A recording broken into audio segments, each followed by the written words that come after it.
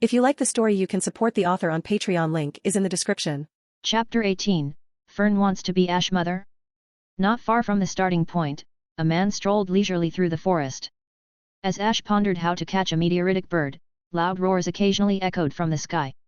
Looking up, he saw the source of the noise, a small orange bird flitting through the air. Of course, there was nothing particularly surprising about this. The bird was native to the basin and was none other than the target of the exam, the meteoritic bird. Known for its extremely hard body and ability to fly at supersonic speeds, the meteoritic bird was a formidable challenge. At one point, a meteoritic bird zipped past Ash, its speed so blinding that it seemed to vanish in an instant. Under normal circumstances, this would definitely not be a problem. After all, a normal magician cannot catch an object moving at such a high speed. But just as the meteoritic bird was about to pass Ash, he casually raised his hand and slapped it. Bang! A deafening sound erupted as Ash's palm collided with the meteorite bird. Dust and smoke billowed around him, and fallen leaves scattered into the air. When the smoke cleared and the leaves floated back to the ground, people who had been drawn by the noise saw an unbelievable sight. The meteoritic bird, which had been flying past him at supersonic speed, was smashed into the ground like a tennis ball. A crater had formed where it landed, resembling the aftermath of a cannon blast. The scene was so surreal that it made the onlookers doubt their own eyes. After all, a bird flying at supersonic speed was essentially no different from a cannonball. The meteoritic bird's strength was well known. The exaggerated noise it made while flying at supersonic speed far surpassed that of artillery shells. Even experimental electromagnetic guns couldn't match its power. It was said that if it collided with something, it could penetrate tank armor with ease. And yet, Ash had slapped it to the ground as if it were nothing, without even appearing to use magic. This left some of the people near the starting point looking as if they had seen a ghost. Is this guy even human? How strong is his body? Duncan, a second-class magician and court wizard leading a team, stared in disbelief. The short, bearded old man, wearing monocle glasses, nearly dropped them as his eyes widened. The third-class magician girl next to him, dressed in a dark blue slit skirt and with her hair tied in a bun, murmured, "If he accidentally slapped me, I'd definitely be covered in bruises, wouldn't I?" "No, you'd be in pieces," Duncan replied flatly, correcting her strange confidence. "Is this guy really a magician?" Nearby, a middle-aged man dressed neatly in a suit, second-level magician Richter, couldn't help but ask, "He's probably the first person to catch a meteoritic bird. What do you think? Should we make a move? I never thought you'd be so bad at picking opponents. Even if you're desperate for quick success, this is just plain reckless," Duncan said, walking away without another word. Richter, another magician on their team, quickly caught up with Duncan, waving dismissively without looking back. "Forget it." "What? I was just joking. Did you take me seriously?" Richter shook his head helplessly and followed after them. Just like this team, other teams also seemed to have a tacit understanding. They pretended not to see what had happened and avoided making any moves against Ash unless absolutely necessary. Meanwhile, on another team, Land, a bespectacled man partnered with Frieren and Ubel, silently adjusted his glasses as he watched Ash casually pick up the unconscious meteoritic bird. Ash tossed it in his palm like a toy, playing with it leisurely. Without turning his head, Land said flatly, "The person you two want to deal with now looks bored and is waiting for someone to provoke him. Go ahead if you want, but I'm not joining you.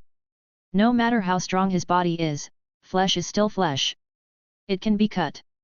And if that doesn't work..." Ubel licked her lips lightly, her eyes glinting mischievously as she waved at Ash with a smile. "We can always cut off all his clothes and pants." Despite her bold words, Ubel made no move to attack. Her smile seemed more like a taunt than an actual threat.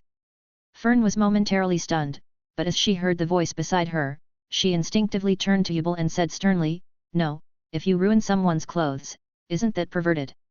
"That's exactly who he is," Ubel replied without hesitation, recalling her first encounter with Ash.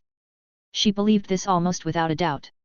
"Lord Ubel, are you really going to become a weird person just to deal with weird people? Shouldn't you be helping me explain myself at a time like this?" Ubel sighed, though her face betrayed an amused smile. Reaching a consensus with Fern on this point seemed to bring her a strange sense of satisfaction. However, Fern's eyes followed Ash's retreating figure, a worried expression clouding her face. She sighed softly, muttering, "Master Ash really is. Even if you have the ability, you shouldn't make yourself the center of attention like this. I'll have to talk to him about it when we get back, but for now. Master Ash is alone. Are you worried about what he'll do for meals? Yubel suddenly interrupted, exposing Frieren true concern.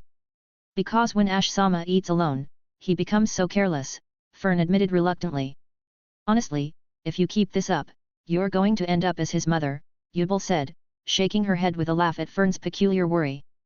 Frieren, used to such teasing, didn't pay it much mind. She simply continued to watch Ash's disappearing figure with concern, muttering to herself, if I'd known this exam would be like this, I would have prepared a lunchbox before coming.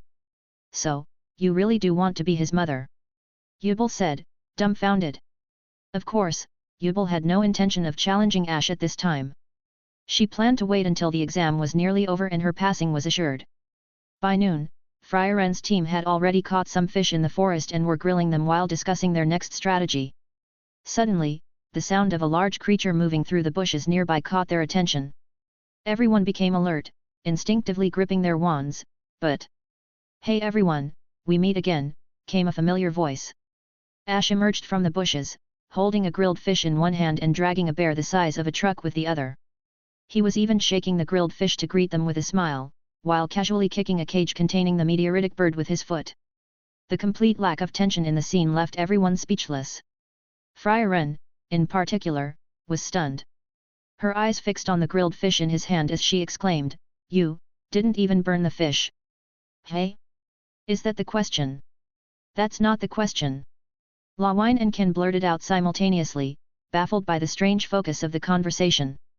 They even began to suspect that Frieren and Ash were teaming up to mess with them.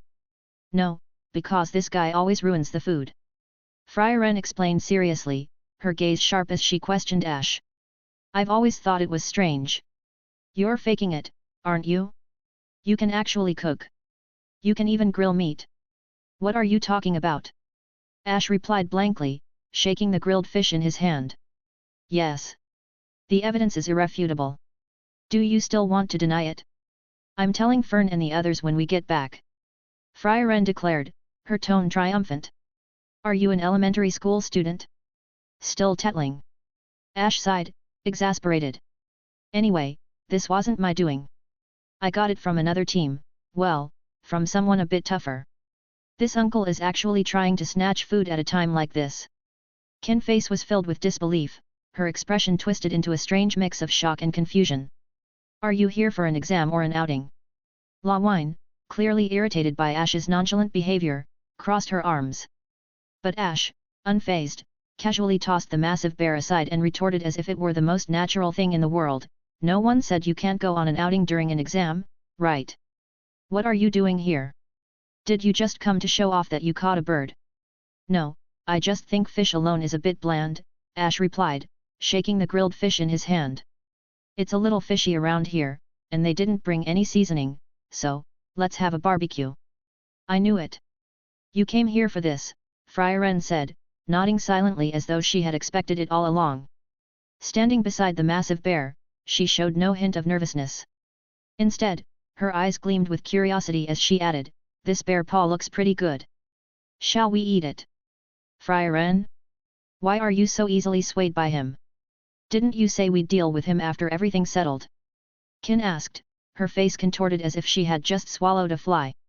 "Well, it's still early, and there's nothing wrong with eating Bear Dad's food for free," Frieren said nonchalantly as she began to prepare the bear with surprising skill. Ken and Lawine were stunned, their eyes wide as they watched Frieren's expert handling of the bear. Despite her apparent betrayal, they kept their gazes fixed on Ash, their wariness unshaken. However, as they noticed Ash casually tossing the cage containing the meteoritic bird nearby and moving about without a care, a realization struck them. "Wait a minute. Normally, he should be on guard against us. Why does it feel like we're the ones being cautious around him?" Chapter 119, Freeloader Ken and Lawine. Ash knew he should be on guard, but his instincts told him otherwise. He bit into the barbecue and muttered begrudgingly, "This is really unpleasant. Why are you looking at me and saying such hurtful things? Aren't we friends having dinner together?" Ash spread his hands, feigning an innocent expression. "Because, you should be careful of us. After all, we might steal your bird. It doesn't matter. If you've got the ability, feel free to try. I wouldn't mind playing with you in advance. This kind of carefree attitude is really annoying. It feels like you are looking down on us. La Wine, always quick to irritate, jabbed a finger at Ash's nose, her expression mirroring Ken's earlier outrage. But Ash remained genuinely innocent. Even if you say that. I don't really have any ill intentions. Then what's with your spare time attitude, like some overpowered hero? Because I'm actually pretty strong. That might be true. The moment La Wine admitted it, her dissatisfaction seemed to dissipate, though she continued gnawing on the bear meat with a sulky expression. Fine. I can accept that he's strong, but it's not easy to change how I feel about it. Frieren, meanwhile, had no intention of mediating the argument. Instead, she silently enjoyed her meal, watching the dispute unfold like a spectator at a play. When La Wine finally relented, though still visibly unhappy, Frieren, completely engrossed in her bear meat and unconcerned with maintaining her elf-like image, sighed and remarked. Ash, you're completely hated. Honestly, I feel pretty innocent. It's still your fault, though. Why dwell on things from the past for so long? It was just 10 years, Frieren retorted without missing a beat. Coming from her, it sounded inexplicably convincing, so much so that Ash felt a little exasperated. After all, Frieren could hold grudges for 1,000 years. He sighed deeply. Can't people just be more friendly these days? You're one to talk. I'm pretty friendly. I think. You don't even sound confident about that. Frieren gave him a pointed look before turning back to her meal, gnawing on a bare paw in silence.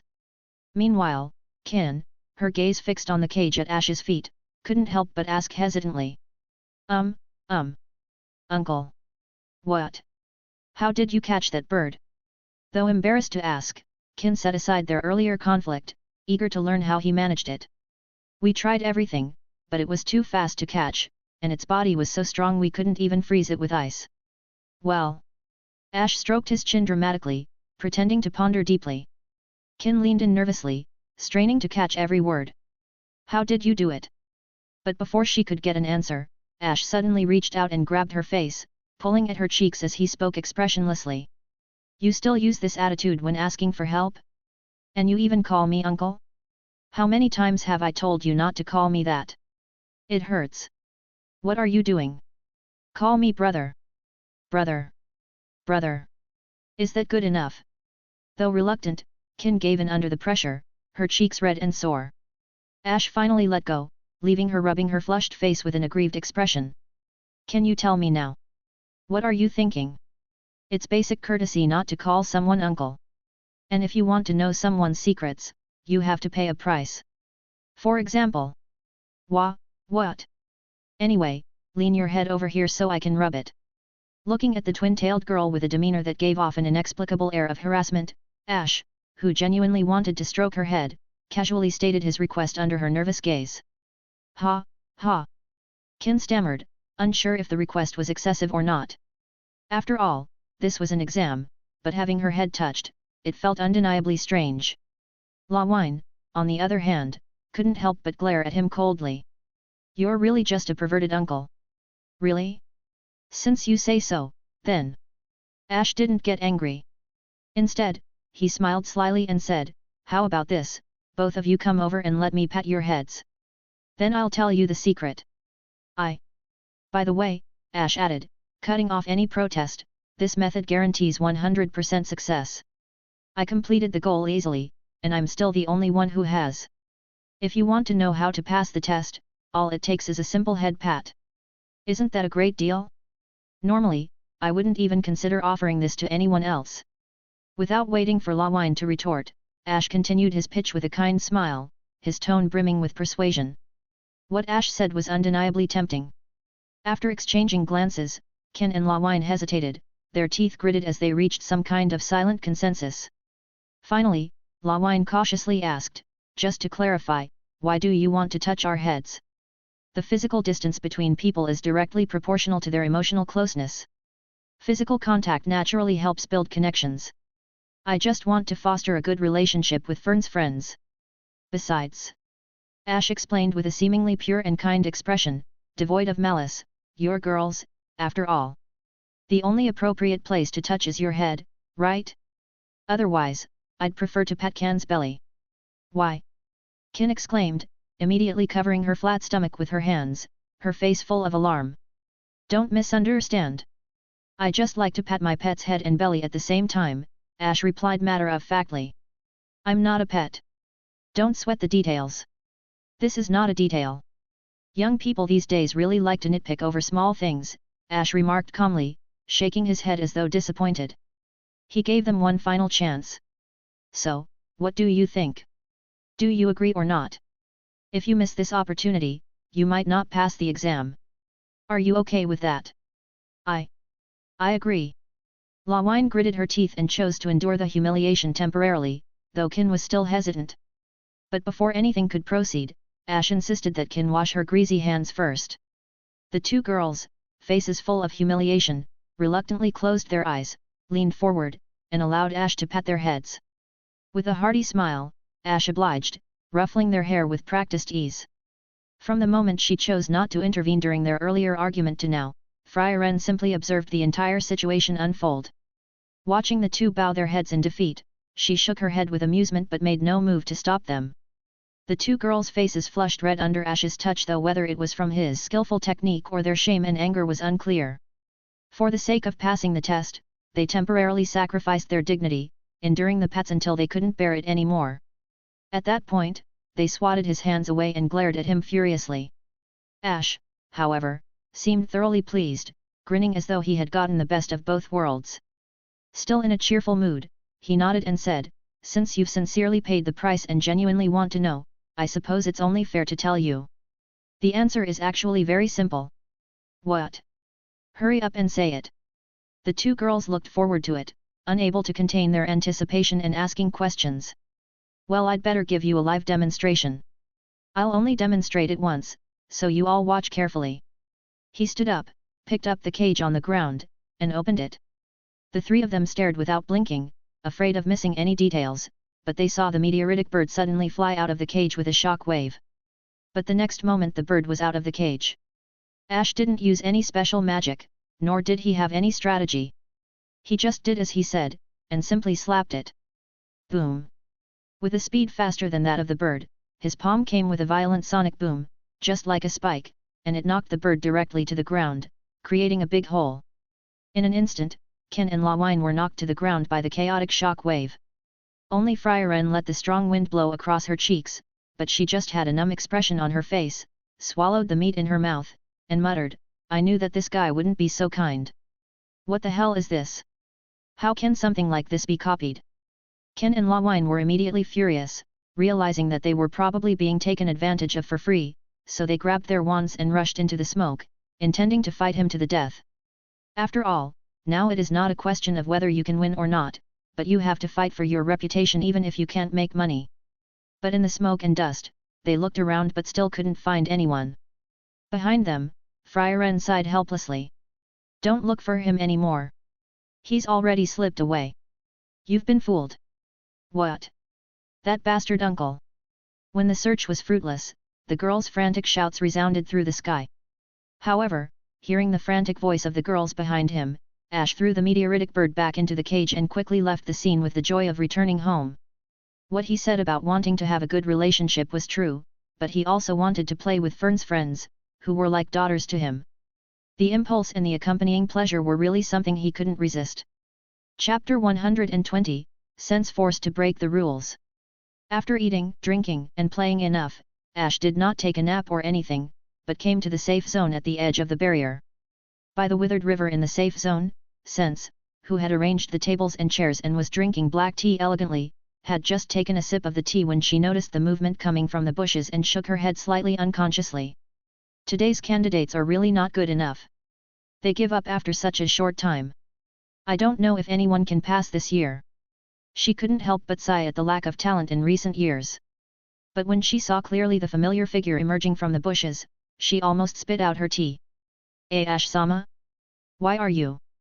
I want a list of references and their information. I'm sure you have it here. No, this cannot be given to the examinees no matter what. It's okay. I won't show it to anyone else. I just want to learn about their magic and see if there's any interesting magic. I want it. These candidates who have the potential to become first-class magicians can basically be said to be at the forefront of human magic. If we could take this opportunity to get the magic they are good at, it would be a good choice. Faced with Ash's shining eyes, Sen's mouth was wide open for a long time, unable to close, unable to utter a word, and there was only one thought in her head: Master Ash, you're really not ordinary, just as reckless as Lady Saria. What's wrong, Sense? Actually, Lord Ash, the moment you stepped into this area, you surrendered. Sense said with an embarrassed expression, pursing her lips slightly, expressing her difficulties. It's okay. If you and I don't tell, no one will know. No, I'm not the only one here. Look over there. Faced with his willful remarks, Sense sighed and stretched out her hand, pointing to the hilltop in the distance. The chief examiner of the first round of the first-class magician examination, Gina, was actually on the top of the hill, controlling the entire examination room from a high position. But when the two of them looked over, he suddenly rubbed his eyes in pain as if he was blinded by sand. He had no energy to observe what was happening here. After a while, he disappeared, as if he really didn't notice the problem here. The betrayal of his companion pretending not to see it left Sense stunned for a moment. Did he really just throw all the problems onto me? It's a bit rude to call someone else a problem in front of them, isn't it? Ash asked, feigning indignation. I'm sorry. Sense complained a little, her voice tinged with distress, causing her to lower her head slightly. Although I really want to help you, if Lady Saria knew, she would definitely be angry. Well, think about it: who treats you better, her or me? The point of the problem isn't who's better, but the rules. If Saria finds out, I'll help you solve it. And anyway, rules are meant to be broken. He moved a chair and sat next to Sense, stroking her hair with a smile, his tone filled with calm confidence. We're the makers of the rules, not the followers of them. Is it really okay for you to say something like that? What's wrong with it? The rules have already been set, but as the maker, you're breaking them without authorization. Isn't that a bit? Ah, look at you. Your hair is a little dry here. Let me wash it for you when we get back. Don't look at me like this, I'm actually quite good at this kind of thing. If it's just for a bit, I suppose it's not impossible. Sense, who was being petted like a small animal, could only agree with a slightly distressed expression, nodding slightly as if in surrender to his refusal to leave unless she agreed in the conditions he had proposed. When Ash's face lit up with happiness, Sense sighed again. Ha, you really are, as willful as Lady Saria. Wait a minute, you're talking about adults like this, even in front of me? Isn't that a bit rude? I'm already an adult. And I don't want to hear about politeness from Master Ash, who constantly tampers with and ignores the rules. Well, could it be you're in your rebellious phase? You were obviously much cuter before. I'm an adult, but... Sense frowned slightly but smiled faintly in the end. Thank you. For what? For praising me. Ah. Let me correct you. I wasn't joking, you're still as cute as ever. Honest, kids are the cutest. She was a quiet girl, as adorable as a small furry animal. Ash was so moved that he couldn't help but hug Sense. Then, with a playful grin, he said, I really want to tie you up and take you home like this. Please don't do this, Master Ash. It will be very troublesome for me. Ah, well, let's put that aside for now. To avoid letting the topic spiral out of control or worse, being treated as a weirdo by his adorable junior, Ash quickly ended the subject with a smile, taking a silent sip of tea. But that simple act of drinking tea caused Sense's expression to shift subtly. After hesitating for a moment, she finally spoke up. Master Ash. What? The black tea you're drinking. It's good. What kind is it? I'll buy some next time. That's not the question. Sense seemed hesitant, almost as though she was holding something back, which only confused him further. What's the matter? Is it very expensive?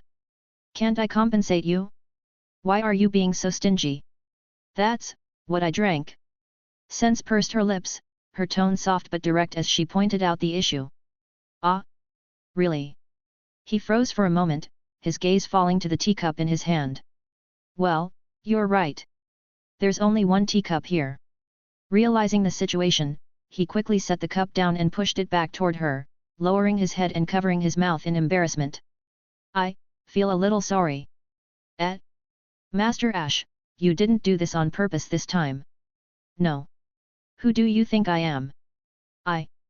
Okay, you don't have to tell me. I don't want to know. Before Sense could finish her sentence, Ash interrupted, clearly unwilling to delve further into whatever explanation she had. The abruptness of his response left her stunned for a moment before she sighed in apparent resignation. Without another word, she quietly stood and went to the tent behind them to retrieve the candidate's information. This act was undeniably a major breach of protocol, completely at odds with the righteous speeches Ash had given on his first day back at the Magic Association. However, if it's Master Ash, there's nothing we can do. Sense muttered under her breath, as if convincing herself while sorting through the files. As someone who often followed Saria's lead, Sense had grown accustomed to the willfulness of her master and senior brother. And while she had tried to resist their whims at times, there wasn't much she could do if they refused to listen, right? With a resigned expression and a rare smile tugging at her lips, the girl retrieved fresh cups and a few desserts from her luggage. The two of them sat in the safe zone, enjoying tea and pastries, putting the rules aside for the moment and indulging in a peaceful afternoon. As the night deepened, Ash didn't stay to eat Sense's bento. Instead, he left the safe zone, watched by the girl as he departed. After all, if he ate her bento, Sense would have gone hungry. Naturally, he went to eat someone else's food. And he had already decided on his next target because, while the Magic Association didn't require registered magicians to disclose their magic, many revealed their skills during level assessments, leading the association to document them. Although this information was normally kept confidential, the current situation wasn't exactly normal. Ash, as a candidate, had already gleaned significant details about the special magics others excelled at. However, he had no intention of using this information illegally to pass the exam. Instead, he sought out his favorite magician to promote a new method for capturing the meteorite bird just as he had done with Ken and La Wine. The allure of a shortcut to passing the exam was emphasized further, with the added temptation of becoming a first-level magician, a status that granted coveted privileges. Alongside this, the promise of receiving a valuable magic technique in exchange after the game sweetened the offer. After presenting this inducement, coupled with a demonstration of his abilities, Ash successfully acquired their self-developed magic manuscripts. Then, Ash taught them the promised method and quickly departed, leaving behind a trail of confused expressions. For those who succumbed to greed, Ash promised a corresponding magic book after the game, leaving the chosen ones to reluctantly consider themselves unlucky for now. Chapter 121, A Peace Messenger and a Loving Person Who Likes Small Animals? To exchange magic peacefully through subtle coercion, Ash always followed the sounds of magicians clashing in the night. Every time he happened to pass by, the disputes would momentarily cease, and the combatants, under the weight of Ash's gravity magic, were forced into a friendly conversation. The pressure was enough to ensure a brief truce, allowing them to reconsider their options. However, before Ash left, one side inevitably realized they were outmatched. Seizing the opportunity provided by the pause, they would fire a flare to surrender, avoiding the risk of being killed. They would then negotiate with their opponents, offering their self-developed magic in exchange for a corresponding spell to make the encounter worthwhile, while preparing themselves for another attempt the following year. Thus, Ash, who initially only sought to trade for magic he found interesting, inadvertently became the de facto peacemaker of the examination hall. His interventions significantly increased the survival rate of the candidates. After all, this examination hall was also a battlefield. The allure of the privileges granted to first-class magicians was enough to push participants to risk their lives unless the realization of certain defeat forced them to surrender. In duels where both sides were highly skilled and the line between life and death was razor-thin, pulling out a flare gun was often an impossible luxury. Without Ash's interference, many would have perished in the heat of combat. The examiners, for their part, seemed indifferent to this reality. In fact, the inclusion of the flare gun in the examination rules was a suggestion from Ash himself. These were valuable talents, and Ash had no desire to see them waste their lives unnecessarily. As a magician, the elderly Denkin was no stranger to sleepless nights. Unfortunately, his insomnia was compounded by the tension of the examination hall, where the forest echoed with roars and the clash of magic, making rest nearly impossible for everyone. Even as he sighed, his sharp eyes caught sight of an unfamiliar figure approaching through the dim light. Denkin instinctively gripped his wand tightly, staring in silence. After a long pause, he finally asked, "What do you want? Don't get the wrong idea. I just want to make a deal with this kid." With a disarming smile, Ash gestured toward a bun-haired girl who had also been roused from sleep and was now watching him with wary eyes. Me? A deal? About what? Laufen asked, pointing to herself in confusion. You're from a mountain tribe in the southern countries, right? The ones renowned for their generational mastery of high-speed movement magic? Ash inquired casually. Laufen's expression stiffened, her wariness deepening. How do you know that? Have you been investigating us? Of course. For an exam like this, it's only natural to gather intel on your competitors. Isn't that common sense? Ash replied with a shrug. I guess it is, Laufen admitted, still taken aback by his thoroughness. Denkin, however, frowned and interjected, with your power, there's no need for such investigations. From what I know, you have close ties to the legendary great magician Saria and many first-class magicians. Why bother with this? Ash tilted his head, feigning innocence. And what exactly are you trying to say? Denkin's expression darkened. Your real objective isn't passing this test, is it? You're here to collect the magic of the examinees. As expected of a crafty court magician, Ash replied with a playful smirk. You really do enjoy making baseless accusations. He shook his head dramatically, as if disheartened. Don't be that kind of person who assumes the worst in others. Eliminating shady dealings, maintaining order, and promoting world peace have always been my guiding principles. Is that really the case? Denkin asked skeptically, his gaze unwavering. Ash, unfazed, shifted his focus. Let's not dwell on that, he said with a smile, turning to the girl beside him. Laufen, how about this? I'll teach you how to capture the meteoritic bird, and in exchange, you teach me your tribe's magic. To sweeten the deal, I'll even throw in a spell of your choice. What do you think? Laufen shook her head without hesitation. No, that won't work. We saw exactly how you caught the bird. Your method isn't suitable for magicians at all. Her immediate refusal surprised Ash. He hadn't expected such a firm rejection, especially since he hadn't noticed any apparent flaw in his approach. Really? Ash muttered, rubbing his chin thoughtfully. After a moment, he turned to Denkin, who seemed to be the leader. How about I give the bird to you directly? Would that work? Denkin hesitated, clearly caught off guard. Was Ash genuinely offering the meteoritic bird, or was this some sort of trick?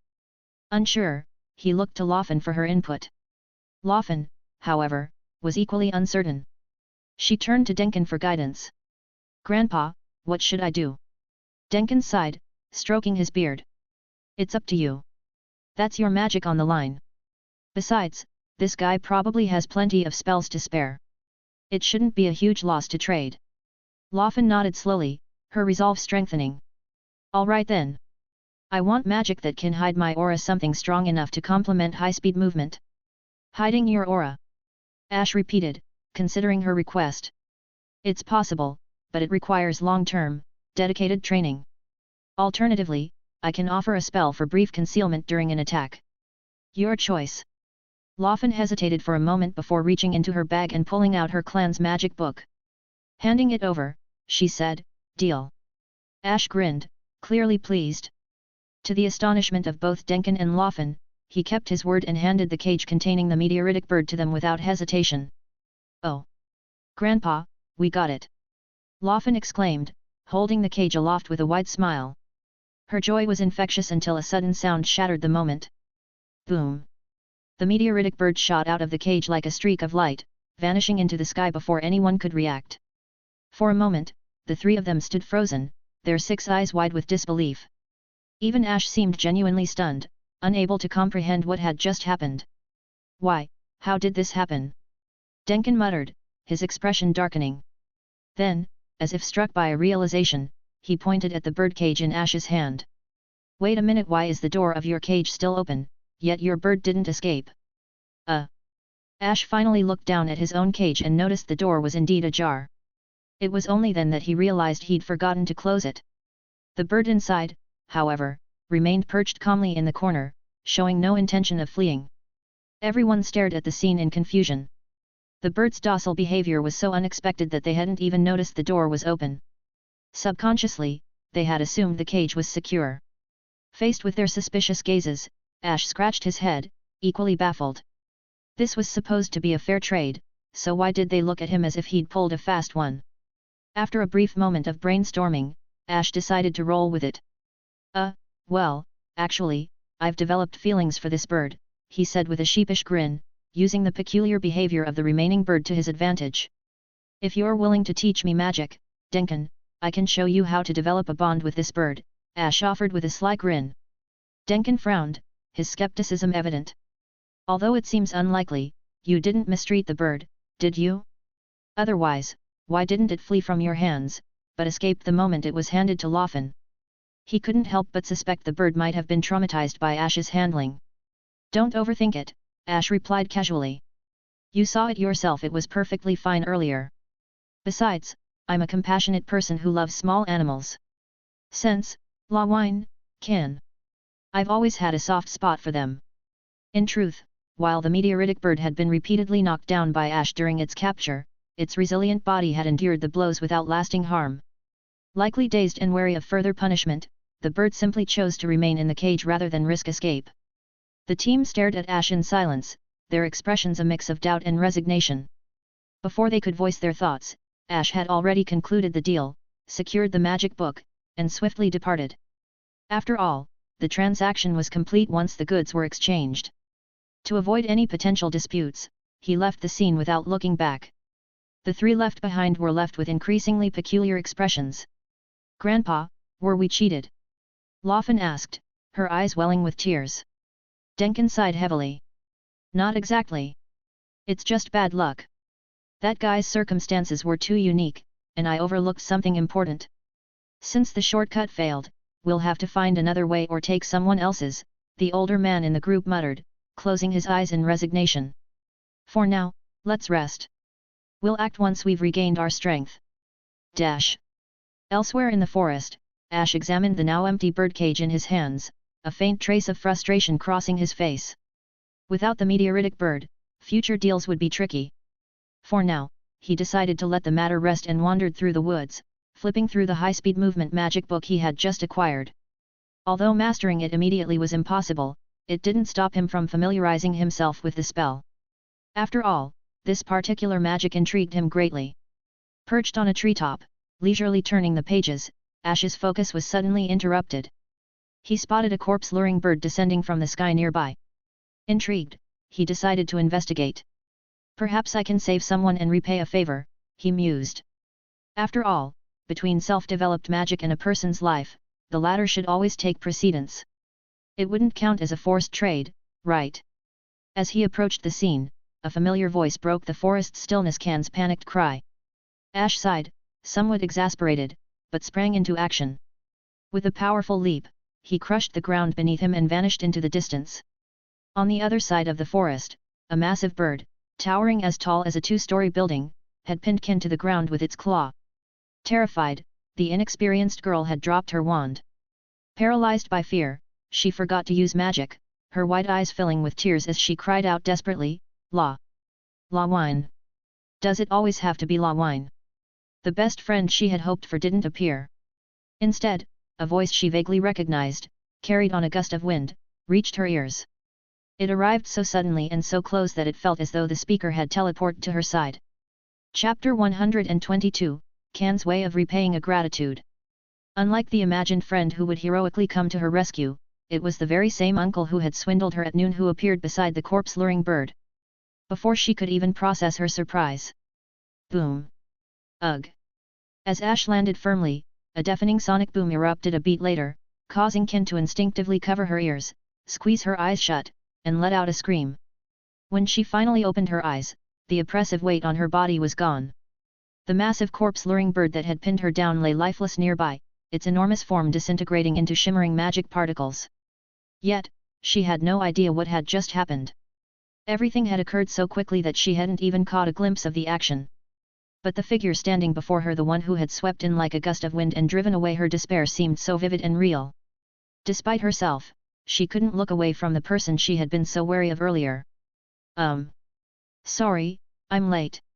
Ash said, noticing the tears in her eyes. Realizing the child had been terrified, he shook his head with a wry smile and extended a hand toward her. Can you stand? Of course.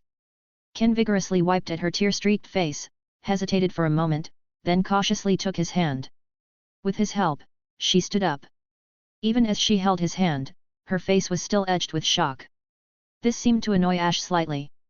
With a faint grin, he reached out and ruffled her soft orange hair. There, there. Good girl.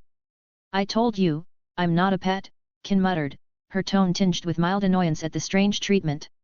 Don't sweat the small stuff. I'm just trying to calm you down, Ash replied nonchalantly. Thank you, but it's not a small thing. Although their exchange echoed the one they'd had earlier that day, Kin's dissatisfaction wasn't as strong this time. She didn't even push his hand away. Instead, she turned her gaze to the forest's edge, her expression frustrated as she sat on a protruding cliff. With a soft sigh, the girl muttered to herself, Uncle, you're really amazing, hey. Not bad, Ash said modestly as he sat down beside her. After a moment of thought, he sighed and said, but no matter how strong you are, your relationship with Lawine has always been good. Because I've always been a coward, unable to act when it really mattered, Kin admitted, her voice quiet. Even though Lawine is so blunt, she's always guided me. Perhaps because Lawine wasn't present, or perhaps because she had unconsciously called out the name of her dependable friend, Kin spoke candidly. It's thanks to Lawine that I realized, no matter how scary things get, as long as you keep moving forward, there's always a way to overcome them. That's not bad, sounds like an enviable friendship, Ash remarked with a small smile. Aren't you and Frieren close? Well, we've known each other for a long time, Ash replied, leaning back slightly. She's a troublesome girl, but she can be endearing sometimes, though she holds grudges way too much, which is a real pain. Hey, isn't Frieren really mature? Kin turned her head in surprise. Ash let out a sharp laugh and shook his head. What are you even thinking? She's way more childish than you'd expect. If you call me uncle, I'll just flick your forehead. But if you call her old 3 times, she'll cry for 3 days and nights and she'll make sure you regret it. You must be lying, right? Uncle is definitely lying. Kin exclaimed, her voice filled with suspicion. Why would I lie to you? Ash retorted, feigning innocence. And haven't I told you before? I'm already a gentle and kind person. Frieren is the real troublemaker here. He spoke ill of Frieren without hesitation, though his words weren't entirely malicious. They were more like candid truths unknown to others. Kin, forgetting her earlier worries, giggled in amusement. Seeing this, Ash reached out and grabbed her ponytail. Come to think of it. You were in a bad mood earlier, so I let it slide. But now you're calling me uncle again, aren't you? Uncle, that's too much. Who grabs a girl's hair like that? She protested, her cheeks puffing slightly in indignation. It's fine. I didn't use any force. It doesn't hurt, but it's weird. I feel weird too. Kin huffed, her tone tinged with disbelief. Uncle. You're not seriously treating me like a pet, are you? Nothing like that, Ash replied vaguely, turning his gaze away. It's just, interesting. Kin sighed in exasperation, though she couldn't help but laugh. Now that I think about it, Uncle is unexpectedly funny. Don't call me Uncle, Ash grumbled. Speaking of which, Uncle. Kin's eyes darted around him, scanning his surroundings. After a moment, she tilted her head in confusion. Where's your cage? Cage? Ash patted his waist, his expression shifting as he realized the cage was missing. Covering his mouth, he muttered, Oops.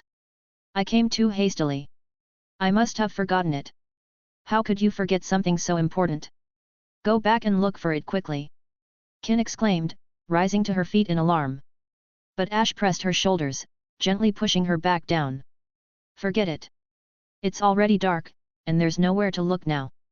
Besides, you don't have anything urgent to do right now, so it's fine.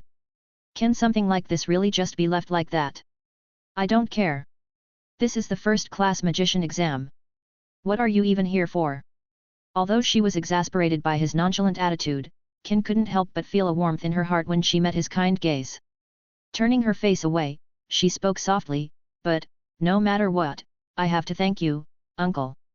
No, no. Before that, shouldn't you apologize to me first? You're still calling me Uncle, aren't you? Yes, then. Kin shook her head with a small laugh at his peculiar concern, but her expression softened.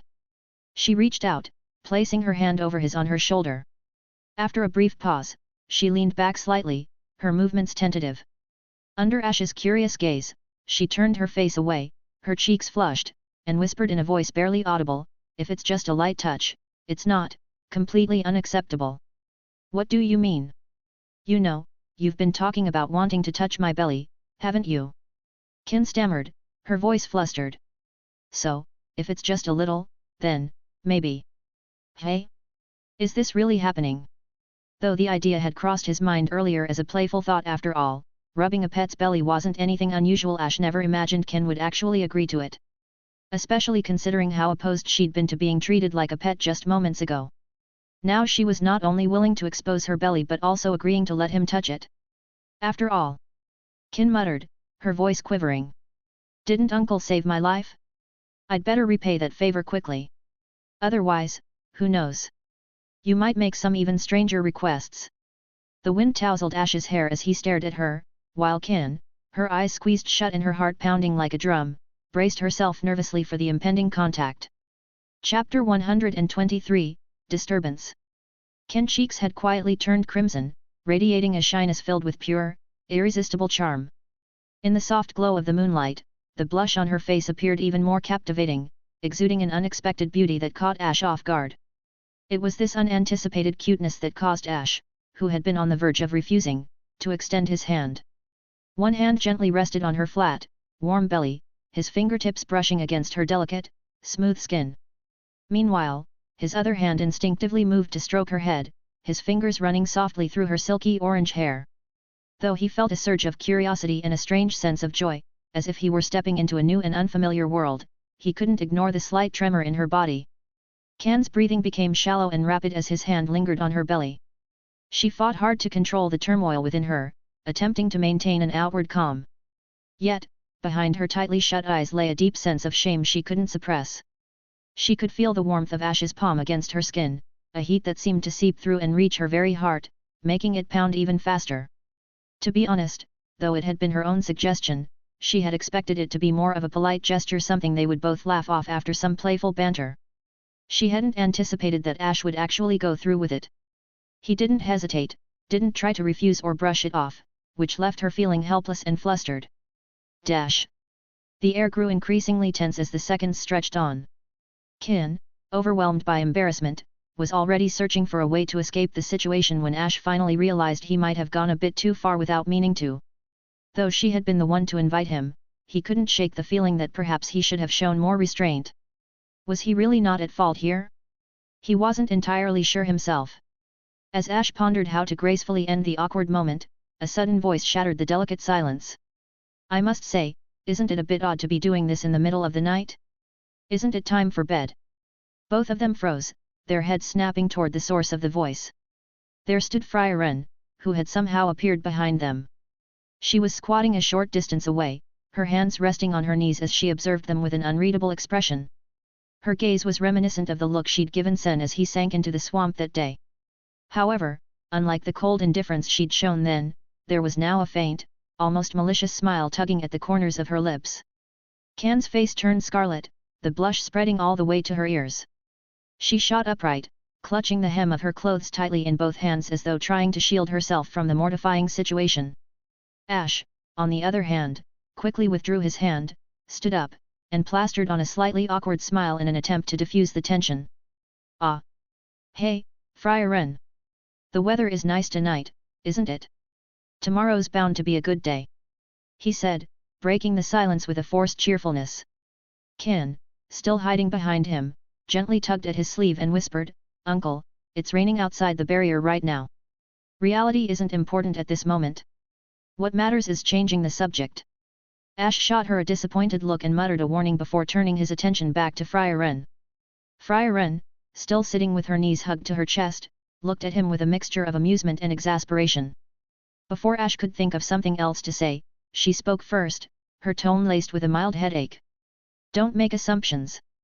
How many times have I heard you use that line?" "Really? A lot?" Ash asked sheepishly. "My ears are practically calloused from hearing it." "Ah. My apologies. I'll think of a better one next time," Ash replied, scratching the back of his head awkwardly. But, it's getting late, so we should probably head to bed now. Think of a better one? Why should I bother? Isn't this already a successful change of topic?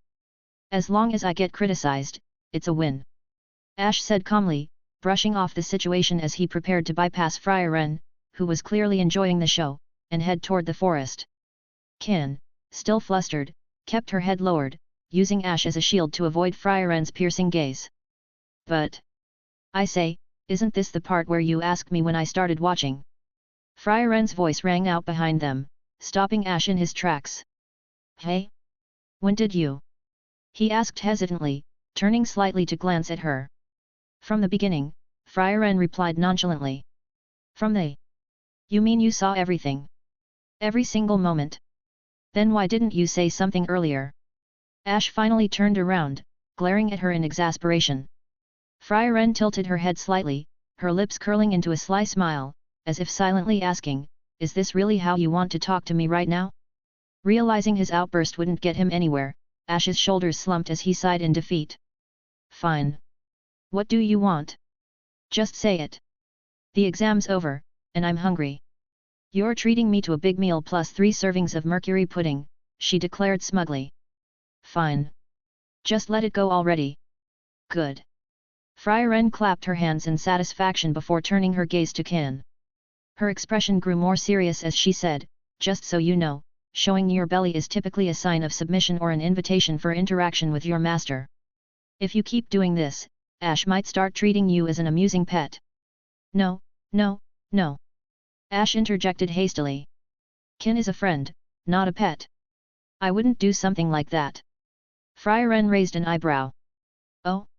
So you're saying it's perfectly normal to grow up together, play around, and then, casually touch the belly of your female friend? Isn't that a bit much? That's a very long and unnecessary setup, Ash muttered, scratching his head awkwardly. Do you have anything to say for yourself? Or any thoughts? Frieren pressed, her tone teasing. Well. Ash rubbed his chin thoughtfully before grinning. It's exciting to think about. Without a word, Frieren turned and began walking toward the forest.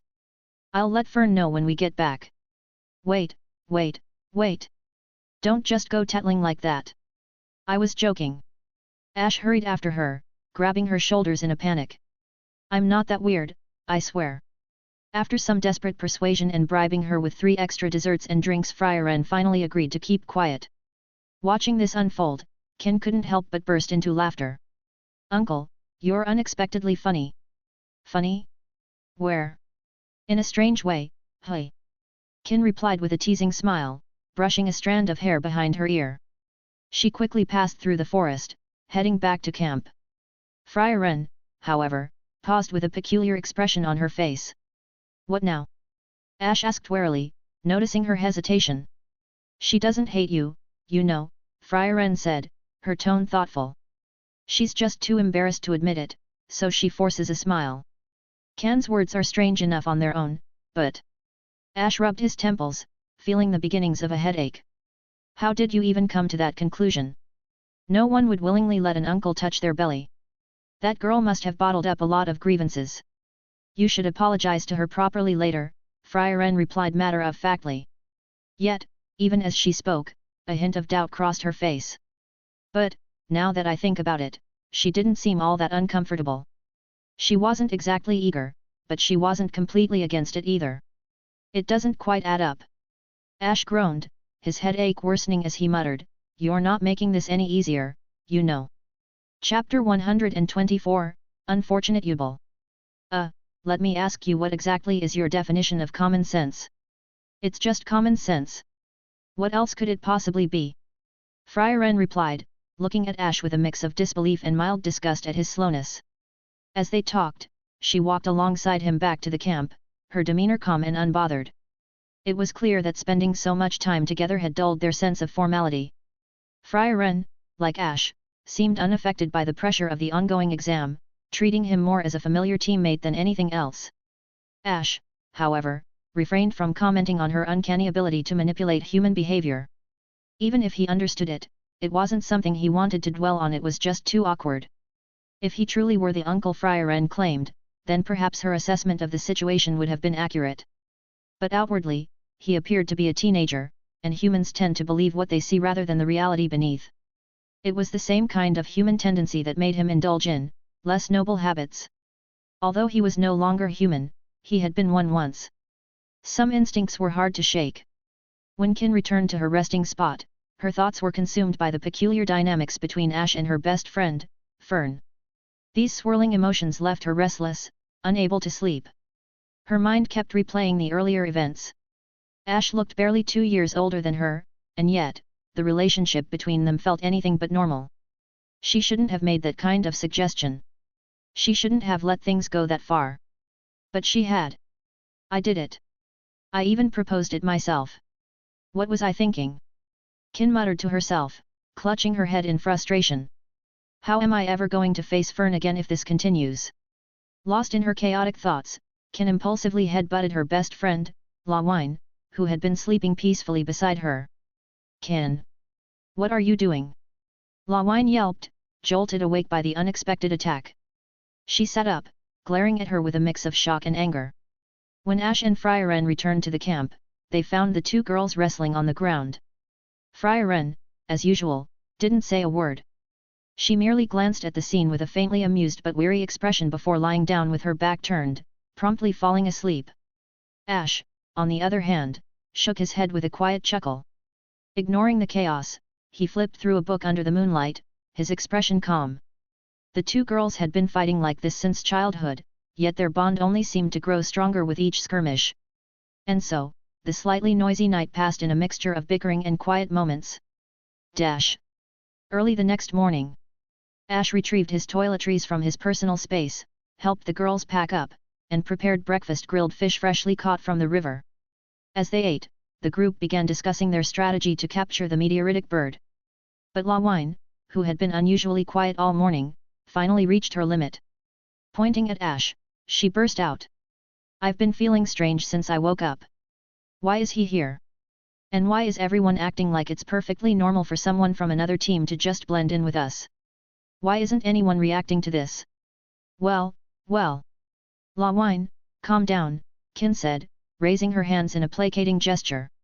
Uncle isn't a bad person. Just listen to him, okay? It won't be a problem, probably. Right, Uncle? She turned to Ash with a hesitant look, seeking confirmation. Why are you asking me? Ash muttered, glancing at her with an awkward expression. Frieren sighed, exasperation evident in her tone. This guy doesn't need to do something like that. Trust me. Really? La Wine said, her suspicion wavering for a moment. Fine, let's set that aside for now. Her eyes narrowed as she turned to Kin. But Kin, what happened between you and this uncle yesterday? Why has your attitude toward him changed so much? What happened? Nothing. Kin sprang to her feet, her face flushed as she waved her hands nervously. Really? Nothing happened. Did something actually happen? La Wine asked, narrowing her eyes suspiciously. She turned her gaze to Ash and demanded, Tell me, what did you do? Speaking of which, I need to go find the meteoritic bird soon, Ash said, standing up abruptly. You two chat first. I'll head out. Without waiting for a response, he quickly left the scene, avoiding the piercing gaze of the girls. After all, even if he had accepted Kin's invitation, how could he explain that he had touched her belly? And Kin certainly wasn't going to bring it up either. Even as La Wine's sharp gaze shifted back to her, Kin could only lower her head, pretending to be lost in thought to avoid the discomfort. After putting some distance between himself and the camp, Ash wandered through the woods absent-mindedly, flipping through a book as he muttered in frustration. Should I try to catch one myself or just take one? But without a birdcage, it'll be troublesome. Ah! Before he could finish his musings, a startled cry caught his attention. Turning his head, he saw a familiar figure Yubel, the girl with the side ponytail standing at the entrance of a cave. In her hands was a birdcage, and inside it was the meteoritic bird. Ash blinked, muttering under his breath, It's like the meat delivering itself to my mouth. Yubel, clearly resigned to her bad luck, gave an awkward laugh. Ha. Can we just pretend you didn't see me? I think that's a bit difficult, Ash replied, his tone casual but firm. Unless you can give me a good reason not to take it from you. Don't you already have a meteoritic bird? Was it stolen? Can't you just get it back? No, Ash said with a sigh. You won't believe this, but I forgot to close the cage when I was playing with it, and it flew away. Ah! Yubel looked at him, utterly confused. Playing. She couldn't fathom why anyone would find amusement in such a creature, let alone take it out to play. Wrong choice of words, Ash corrected himself, sounding mildly annoyed. I meant I was trading it. He gestured toward the birdcage in her hands. Anyway, I'm empty-handed now. So, are you going to hand it over willingly, or do I have to take it by force? I'd rather not have to snatch it from you. Won't Fern get mad? It's just a regular exam. We're companions, aren't we? You were the one who wanted to attack me first, Ash pointed out with a smirk, taking a step closer. Now you're calling me your companion? Isn't it a little late for that? Yubel backed away, frantically trying to think of a way out. Wait. How about this? What are your conditions? Name them. Conditions. Ash raised an eyebrow. Even if you suddenly ask me that, I can't think of anything I need from you. Yubel's face twisted in frustration. Are you kidding me? Look at me. I'm a beautiful girl. You can ask for anything, and you don't have a single idea? Think harder. Your personality is awful, Ash said, shaking his head in disbelief. Her sudden outburst, likely fueled by wounded pride, caught him off guard. Still, he added with a teasing smile, I mean, I do like teasing cute kids, but the type I prefer is a bit different. I like someone mature, with a good figure, you know, the normal kind. He shrugged casually. Yeah, that's about it. My figure isn't good? Are you saying Frieren's figure is better? How is that possible? Ash denied without hesitation. She's too old, too small, and her personality isn't great either. I've always thought you two were really good friends, Yubel said, though her smile faltered slightly. It's fine, Ash replied with a shrug, but I'll still accept your proposal. You mean? Anything is fine, right? I have something I want you to do later. With that, he walked away, leaving behind a meaningful smile. Ah, this isn't going to be a strange request, is it? Yubel muttered nervously to herself. Before she could think further, hurried footsteps echoed from deeper in the cave, followed by Fern's voice. What's going on? I thought I heard Master Ash's voice just now. What should I do? Yubel poked her cheek with her fingertip, feeling momentarily annoyed. However, she chose to stay silent and return to the cave with a smile. For now, she decided not to mention Ash's presence. It would be better to wait and hear his request before seeking reinforcements. After all, knowing his conditions might make it easier to respond. The exam lasted only 2 days and was set to end at sunset. By noon, the teams had grown impatient. Whether confident or not, they began attempting to capture the meteoritic bird by force. This led to meteorites streaking across the sky at irregular intervals. The bird's loud and erratic flight patterns inadvertently helped Ash locate it. After carefully lurking in the shadows, he managed to catch an unfortunate meteoritic bird. However, the bird's piercing cries didn't go unnoticed. Just as Ash turned to leave, still trying to figure out how to quiet the struggling bird in his hands, he looked up and spotted Denkin emerging from the bushes. 2 companions followed closely behind him. The trio's expressions were far from friendly, their hostility even more apparent than the night before. Denkin's gaze locked onto the bird in Ash's hand, and after a moment, he spoke slowly. Can you give us the bird as compensation for last night? Of course, I can also offer you a fair amount of money. Money? Ash raised an eyebrow. Do you think people taking this kind of exam care about money? Sure, some might, but no one's going to throw away their chances in the exam for it.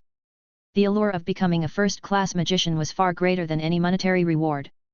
The privileges alone were enough to make people give up family heirlooms or top-tier magic they had developed themselves. Money simply couldn't compare. I thought so, Denkin admitted, his tone resigned. Although I'd prefer not to resort to this, it seems I have no other choice. Time ticked by as Denkin raised his wand, pointing it at Ash with clear intent. His companions readied themselves as well, their stances tense. I know you're powerful, Denkin continued, but I'm not weak either. Indeed, Ash replied, his tone calm. Even without the privileges you're chasing, your strength is on par with an ordinary first-class magician. And you have two interesting friends with you. Denkin smirked, confidence flickering in his eyes. Even if it were the magician Frieren facing the Demon King, I'd still have confidence in a one-on-one fight. And you're holding the meteoritic bird with one hand. That must have drained a lot of your physical and mental energy, hasn't it? Denkin said this but was in no hurry to attack. Instead, he retreated and maintained his distance. It was evident that he intended to rely on the meteoritic bird, which, despite being the size of a sparrow, had strength and endurance comparable to a dragon, to exhaust more of Ash's physical strength. His two companions also quietly spread out to both sides, even though they knew Ash's physical abilities were exceptionally strong. However, as magicians, they believed that even when facing a top-tier fighter, maintaining distance would provide an opportunity for victory. What they didn't know was the full extent of Ash's magical capabilities. Perhaps he was using magic to enhance his physical strength, which might explain why he was taking this exam. I think kicking someone when they're down is hardly the mark of a good person, Ash remarked, shaking his head as he began to walk toward them at a measured pace. You even use your numbers to bully the weak. Truly despicable. You were clearly trading partners built on mutual trust and benefit before, but now you've turned hostile. The world truly is unpredictable. Ash didn't appear to notice their intentions, nor did he seem inclined to seize the initiative. Instead, he shook his head with mock regret and continued, to be honest, Denkin, I thought you were smarter than this. I didn't expect you to make such an unwise decision in the end. I admit I've been a bit too impatient, Denkin replied, his tone both firm and resigned. Your strength far surpasses what I initially expected. But I have my reasons for not backing down. In this dangerous battlefield, every team was like a frightened bird, constantly on edge and desperate. After finally locking onto a target carrying the all-important meteoritic bird, how could Denkin simply let go of such a fleeting opportunity? In a test where the mortality rate exceeded 50% in previous years and where total annihilation was not unheard of, every participant was prepared to risk their life for success. For Denkin, this was likely his only chance. With time running out, he had no choice but to challenge Ash, even as he treated Ash as his enemy, Denkin maintained a distance of over 50 meters. Yet, despite this gap, he felt an overwhelming pressure, a suffocating presence he could not ignore. It was as though a sharp blade had pierced his chest, pressing against his heart and making it difficult to breathe. There was only one way to describe Ash, a true strong man. The last time Denkin had experienced such oppressive pressure was in the presence of his teacher, the strongest of the seven sages Golden Land mocked. Enough talk, Denkin said, shaking off his hesitation. Please, hold on to the meteoritic bird. Fearing his fighting spirit might waver, Denkin acted decisively. Dozens of golden crosses materialized around him. Light of judgment. As the words left his mouth, dazzling beams of light erupted forth. At the same time, Orphan, who had circled behind Ash, pressed her hand to the ground, seizing the moment while Denkin distracted him. A tidal surge of countless rocks erupted within a radius of several meters, rushing toward Ash with immense force, nearly in tandem with the golden light. Meanwhile, Orphan's wand transformed into a luminous whip that stretched toward the sky and silently descended toward Ash's head. In that moment, the encirclement was complete. It was not merely a pincer attack from the front and back but a comprehensive, multi-directional assault. Physical and magical threats converged, with even the sky becoming a vector of attack. The three attackers allowed themselves a moment of relief. After all, it was nearly impossible to conceive of a way for Ash to survive such a meticulously coordinated offensive. Surely, there was no way for him to escape unscathed. Chapter 125, Sweeping the Dark Horses, Monsters Beyond Human Limits? Behind Ash surged a raging tide of countless rocks, above loomed a whip of light, and ahead stretched countless crosses of light. The sheer force of the rock tide and the crosses of light effectively sealed off even the left and right sides. Faced with attacks coming from all directions, even a typical first-class magician would find no way to escape. After all, the most effective defensive magic often involves overwhelming offensive mass like this very rock wave, a clear attempt at suppression. Yes, a normal first-class magician would be helpless in this scenario, but... A smile spread across Ash's face as purple light gathered in his free hand. With a sudden sweeping motion, the purple lightning struck the earth. The overwhelming wave of rocks met this raw, unrelenting power, only to crumble instantly upon contact. In mere moments, it collapsed. The difference in the quality of magic was stark. Ash's power was on an entirely different level. The rock tide disintegrated into fine dust.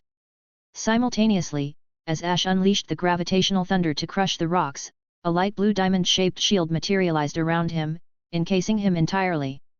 Boom!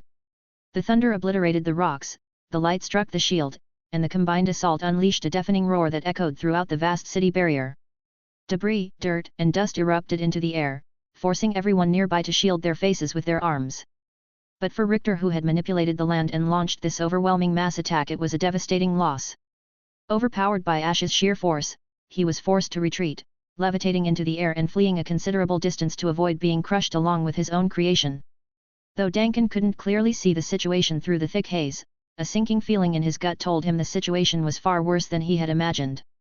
In the aftermath of the combined ultimate attack, even an ordinary first-class magician would struggle to recover, especially without a timely counter-strategy. Yet as Duncan stared at the dissipating smoke, he was struck by the absence of any counterattack. The crosses of light continued their assault, raining down upon the battlefield. The ongoing bombardment appeared eerily composed, as if Ash had resigned himself to his fate after his initial burst of resistance. This prompted Duncan to hesitate should he stop the attack to prevent unnecessary casualties. But just as doubt crept in. "You've grown up, Duncan." Ash's voice emerged unexpectedly from behind, calm yet tinged with nostalgia. "No, before mocked was sealed by the Great Barrier, you must have been taller, right?" Though his tone lacked hostility, the suddenness and the way the voice appeared froze Duncan in place. "But since you started this fight," Ash continued, a sly edge to his words, "now, let me have some fun." Before Duncan could turn around, a flash of purple lightning shot toward his back, accompanied by a low rumble. "How is this possible? In such a dense barrage, he managed to escape and even slip behind me?" Duncan's eyes widened in disbelief. Reacting swiftly, 3 diamond-shaped barriers formed behind him, coalescing into a defensive magic shield. But the gravitational thunder surged forward with unrelenting mass, crushing the defensive shield with ease. Bang! Bang! Bang! 3 consecutive shattering sounds echoed as Duncan was hurled backward. Turning mid-air, he fled at high speed, desperate to escape the destructive lightning that threatened to tear him apart if it closed in.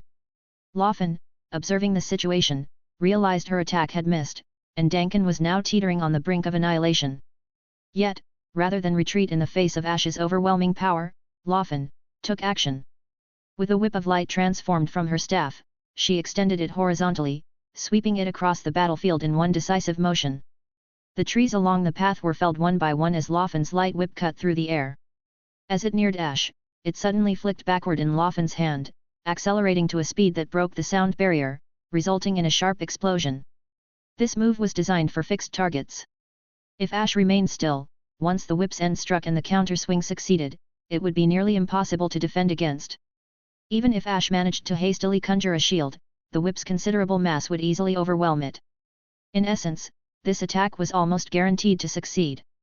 "Success!" Orphan exclaimed triumphantly, a smile spreading across her face. However, in the distance, Richter, who had landed in a chaotic heap, struggled to voice a warning. Before he could, Ash casually caught the whip's end with one hand and replied with an unbothered smile. "I don't think so, unfortunately." Orphan froze, her expression a mix of disbelief and confusion. "Ah! On second thought, that makes sense. If you can catch a meteoritic bird, it wouldn't be strange for you to catch this. But still, it should be hot, right?" Orphan's gaze shifted to the whip of light in Ash's hand, a weapon capable of splitting a house in two, and yet, Ash held it effortlessly. Her face twisted in frustration. "What kind of monster are you?" Ash chuckled. "I have a protective spell on my body. It's obvious your magic can't penetrate my defenses." Orphan hesitated before smirking. "But, both your hands are occupied now. Aren't you worried?" Ash raised an eyebrow. "What does that mean?"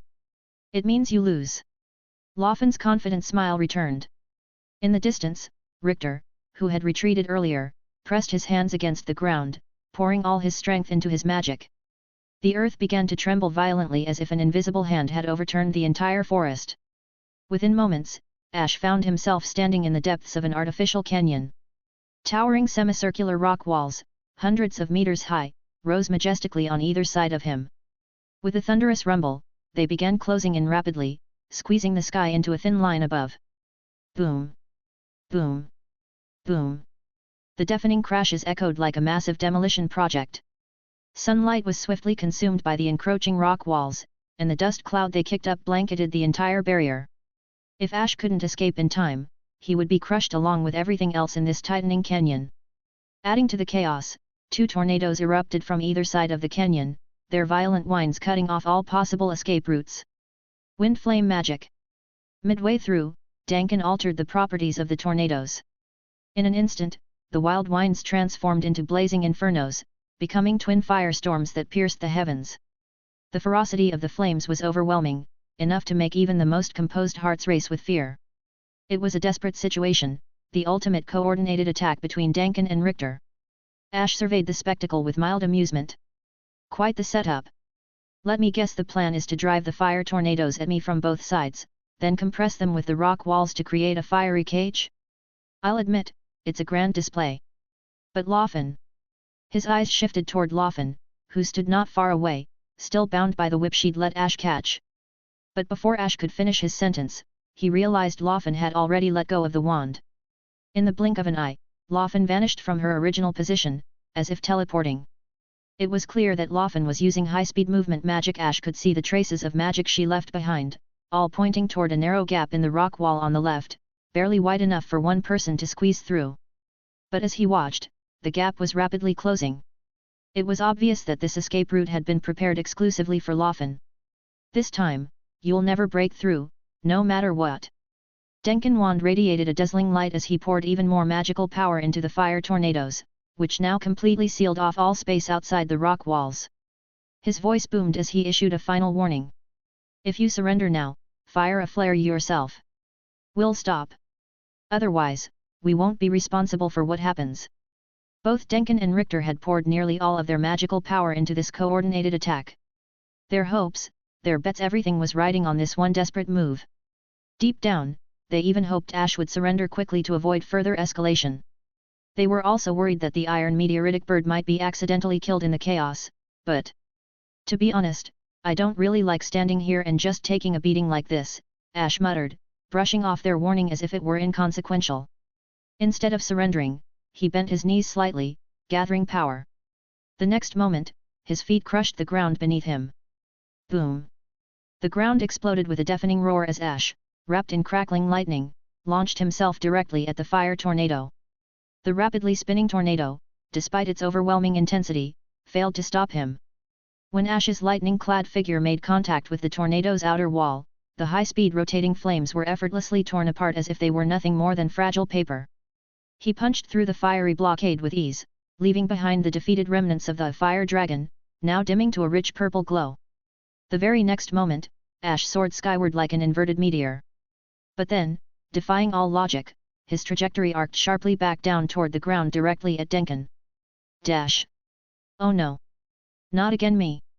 Duncan could only watch in stunned disbelief as the fire tornado was breached by the lightning-clad figure. Overwhelmed by shock and the realization of his dire luck, he hesitated. Snapping out of it, he hastily retreated, conjuring layer after layer of protective magic in a desperate attempt to block the incoming attack. But it was too late. Bang! Bang! Bang! Bang! Bang! Bang! Ash's figure tore through each shield as effortlessly as before. Within moments, Duncan's defensive magic was completely exhausted, leaving him vulnerable. Boom! Ash slammed into the ground, causing the earth to collapse and tremble violently. The sudden quake sent Duncan sprawling uncontrollably to the ground, his magical reserves entirely depleted. For a brief moment, all dignity was lost as he lay there in disarray. He stared in disbelief at the crater left by Ash's impact. Despite the destructive force of his landing, Ash himself was entirely unharmed. He stood in the center of the crater as if nothing had happened, still holding the little bird in his hand completely unscathed, even spotless. Duncan's heart sank as bitterness crept in. Dash! All their efforts, every strategy to attack or retreat had failed. Their coordinated plans had been reduced to nothingness. Duncan sighed in despair, his spirit broken, as he resigned himself to defeat. There are people this powerful in the world. He muttered. I've finally seen it for myself today. Ash smiled faintly. Giving up already? I haven't even started fighting back. Denkin let out a weary chuckle, the faintest trace of his earlier defiance still lingering. There's no point. I'm self-aware enough to know when struggling is futile at this level. I just can't figure out one thing. Oh? What's that? Why would a monster like you bother taking this exam? If he were in a normal state, he would have wanted to fight, even if it meant engaging in physical combat, but... Looking at the meteoritic bird in Ash's hand, which had gradually become obedient and stopped struggling, he found it hard to imagine that his struggle in hand-to-hand combat could be more effective than that of the meteoritic bird, that his strength could surpass the meteoritic bird's, or that he could withstand more attacks than the meteoritic bird. You too as well. Standing on the messy ground, Ash turned back to the two people not far away. His tone was full of boredom, carrying a kind of frustration, like punching cotton. My magic power is exhausted, and I can't fight anymore. I'll die if I continue. Richter squatted on the ground and sighed. The two rock walls in the distance had also stopped moving entirely. I don't have enough magic power to use high-speed movement anymore, Laufen said silently, raising her hands in surrender. I ask for a prisoner treatment. What? You really can't continue? I even stayed on the ground to fight you. You actually figured it out? And have you been holding back against us the whole time? Denkin's face was filled with frustration. Denkin didn't think Ash was bluffing or exaggerating, he genuinely believed it. When dealing with a magician like Richter, who could control the ground, his combat effectiveness would be reduced by at least 80% as long as he chose to fly. Yet, despite clearly noticing this disadvantage, Ash still remained on the ground, allowing Richter to control the terrain and attack from the most advantageous positions. He's simply a monster, Richter muttered, her face filled with deep frustration upon learning that Ash had already discovered the flaw and still chose to fight in such a way. Don't feel inferior.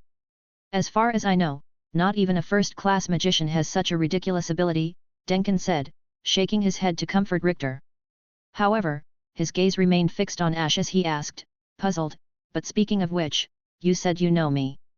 It was about 40 years ago, right? You were taller and younger then. I didn't expect you'd get shorter, Ash said, half kneeling on the ground and touching his head with a nostalgic expression. But earlier, maybe 50 years ago? I also met your teacher. He was quite a troublesome opponent. My teacher? Mocked. Wait, 50 years ago? How old were you? You met Mocked and survived? No, that doesn't make sense. I think it's rude to ask a gentleman his age, Ash said, smiling. He didn't answer the question, brushing off Denkin's shocked reaction, and took the birdcage from him, locking the bird inside. This will be my trophy. And today, I will, hey. Before Ash could walk far, two intersecting golden halos appeared beside him, causing his body movements to pause for a moment. At that moment, another team of 3 emerged from the forest, their faces filled with joy. But this scene didn't surprise anyone. After all, the noise they had made was enormous, easily the biggest battle in the entire examination room. It would have been strange if no one had noticed, observed, or tried to take advantage of the situation. However, these 3 had clearly stayed far away to avoid being discovered and only came closer once things had calmed down. This caused them to underestimate Ash's strength drastically. Denkin, Richter, and Laufen looked at the newcomers as if they were fools walking to their deaths. How naive does someone have to be to think they can defeat this monster? Anyone else would have been a better choice. Denkin sighed softly but couldn't help a bitter smile as he remembered that, moments ago, he'd felt the same confidence. Chapter 126, The Time of Rebellion has come. 3 people suddenly appeared, led by a mercenary. Initially, they fought against the remnants of the Demon King's army, but with the Demon Clan diminishing, he shifted to subjugating monsters and participating in the human civil war throughout the year. He was the captain of the Northern Magic Team, a young second-class magician named Werble, who appeared to be in his 30s. Additionally, there was a first-level magician familiar to Ash, and the granddaughter of the most senior first-class magician, Lernan, a brown-haired girl in a purple cloak. Also present was a second-level magician, Ayer, who graduated as the top student from the magic school. There was also a tall third-level magician, Sharf, who was adept at using his own magic to turn flower petals into weapons as strong as steel. Aside from this, there was nothing particularly remarkable about him, so there were not many records of him. Am I being treated as prey? How interesting, Ash mused. Suddenly, he was captured by a very powerful restraining magic. Without needing to turn around, Ash knew that this was Wirbel's unique eye-binding magic. It could bind creatures that were completely caught in its gaze and also seal the magical control of the ones it bound. Since the warriors here also relied on magic to strengthen their bodies, although the warriors' bodies were inherently stronger, the restraint effect would not be weakened. Therefore, in a one-on-one situation, it could be called a sure-kill magic. Even if the meteoritic bird was caught, it would be in a dilemma of being unable to move. What an incredible old man, he actually made such a big fuss, but, he still lost in the end. The captain of the team, the fierce-looking silver-haired man, Wirbel, grinned with a smug smile. Just like the content of the exam, luck is also a part of strength. Do you think you are lucky? Denkin looked at the expression on his face and even felt a little sympathetic. It was as if he was looking at his once foolish self. Isn't that good enough? In this situation, humans will never be able to break free. Wirbel thought he was unwilling to give up, so he was staring at Ash. He asked his companion Sharf to go up behind him, and said confidently. Once captured, no one can escape from my sight, although it can only be used against one person. But the prerequisite is, the subject must be within the human range, right? What do you want to say? There's nothing strange about that. There is no magic that doesn't have flaws. If there are no flaws, then there must be a limit. Magic is a world of imagination. Nothing is impossible in the world of magic. So, once you are in my sight, you must never escape. In principle, no human or creature can struggle when magic is completely suppressed. What? Before Wirbel finished speaking, he noticed that team member Sharf reached out to grab the birdcage in Ash's hand, but Ash did not let go, resulting in a strange situation where Sharf was unable to snatch it away. Normally, he should have been suppressed to the point of having no strength left, but Sharaf was standing there with him. This made Wirbel frown and urge him. What are you doing? Sharf. Take it away quickly. No. I can't pull it out. Sharf tried his best but couldn't pull out the birdcage. He picked up his wand and threatened, but... Bang ding! Before he made his move, Ash stretched his body first, causing the two circles of light to tremble, and then collapsed and shattered without any warning, turning into specks of golden light. While Sharf stood frozen in shock, Ash casually reached out and snatched the wand from his hand. Are you kidding me? Sharf stammered, taking 2 unsteady steps back, nearly collapsing to the ground in disbelief. It wasn't just him. Even his 2 companions wore expressions of utter astonishment, as though they had been caught in some kind of illusion. Their faces mirrored disbelief, their confidence visibly shaken. The 3 who had already been defeated stared at the unexpected turn of events, their faces settling into an expression of resignation, as if they had become numb to the surprises Ash continued to deliver. Laufen, observing the situation, felt a flicker of amusement. Though she wouldn't benefit from others' misfortunes, a subtle sense of enjoyment made her feel unexpectedly balanced, even cheerful. Aer, however, was the first to snap out of the daze. Retreating slightly, she turned sharply to glare at the captain, who moments ago had exuded unwarranted confidence. I told you to listen to Grandpa. I told you not to get involved with him. Retreat now. Wirbel began, but before he could finish, Ash took a deliberate step forward. His voice was cold and decisive. It's too late. Boom. The ground beneath them split and crumbled. The earth trembled violently, and in an instant, the terrain collapsed under the weight of Ash's overwhelming gravity magic. Aak! Wirbel cried out, his body unable to withstand the crushing pressure. He fell to the ground, pinned mercilessly by the intense force. His vision darkened as blood failed to circulate properly to his brain. His previous strength and abilities had completely deserted him. The 2 companions beside him were no better. They too collapsed, their knees hitting the ground hard as they struggled against the unrelenting force. The pressure was so intense they couldn't lift their heads, arms, or legs. Their chests felt like they were being crushed inward, the sensation so severe it seemed as though their organs might burst from their mouths. They couldn't even muster the strength to draw their signal guns and surrender. The stark disparity in power, combined with the sudden and total defeat, crushed any remaining hope they held. Despair washed over all 3 simultaneously, leaving them utterly defeated. Outside the affected area, the other 3 members of their group observed the scene with a mix of relief and dread. They silently thanked their foresight for maintaining a safe distance at the start. Otherwise, they too would have been left powerless against Ash's overwhelming magic. But on second thought, what was there to be grateful for? Even at a distance, they'd suffered an indisputable defeat. Did it really make a difference whether they were closer or farther away? Watching the miserable state of his comrades, Denkin felt a pang of sympathy. Hesitating, he quietly said, "They're no match for you at all. They're just young fools. Surely there's no need to kill them." "It's fine," Ash replied calmly, a faint smile playing on his lips. "I'm not the type to kill needlessly. If anything, I'm impressed they had the courage to challenge me. But, if someone attacks me, they should expect some form of punishment, don't you agree?" Ash's tone carried a hint of practicality. He saw value in the magic association and had no intention of eliminating its members needlessly. Better to leave them alive for future use. Denkin, unsure of Ash's intent but unwilling to argue, could only nod. "You're right."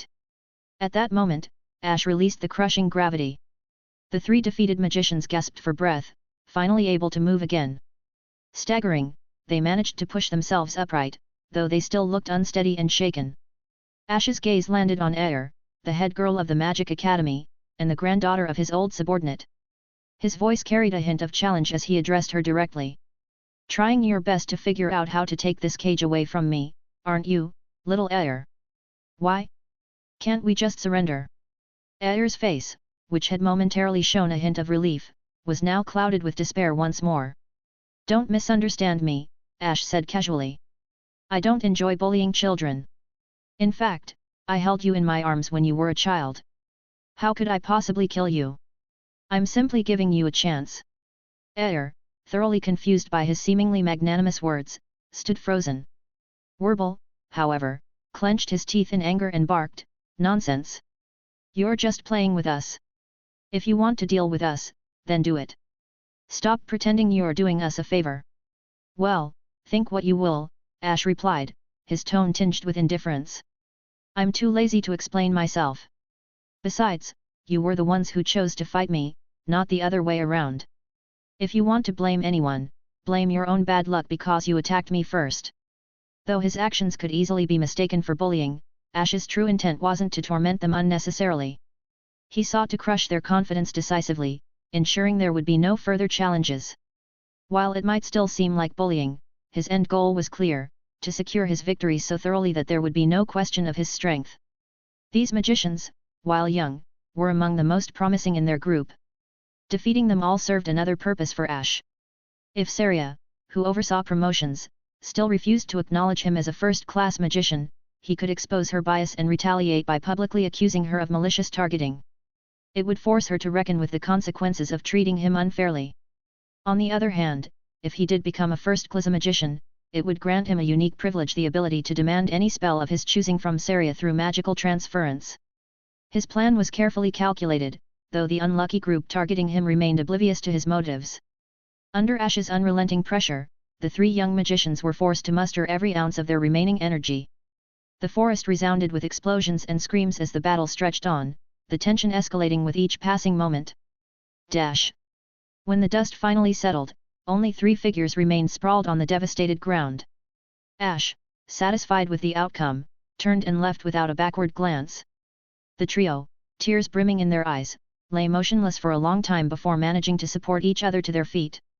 Heaving heavy sighs, they resolved to try their luck elsewhere, far from Ash's overwhelming strength. They weren't the only ones driven by ambition and privilege.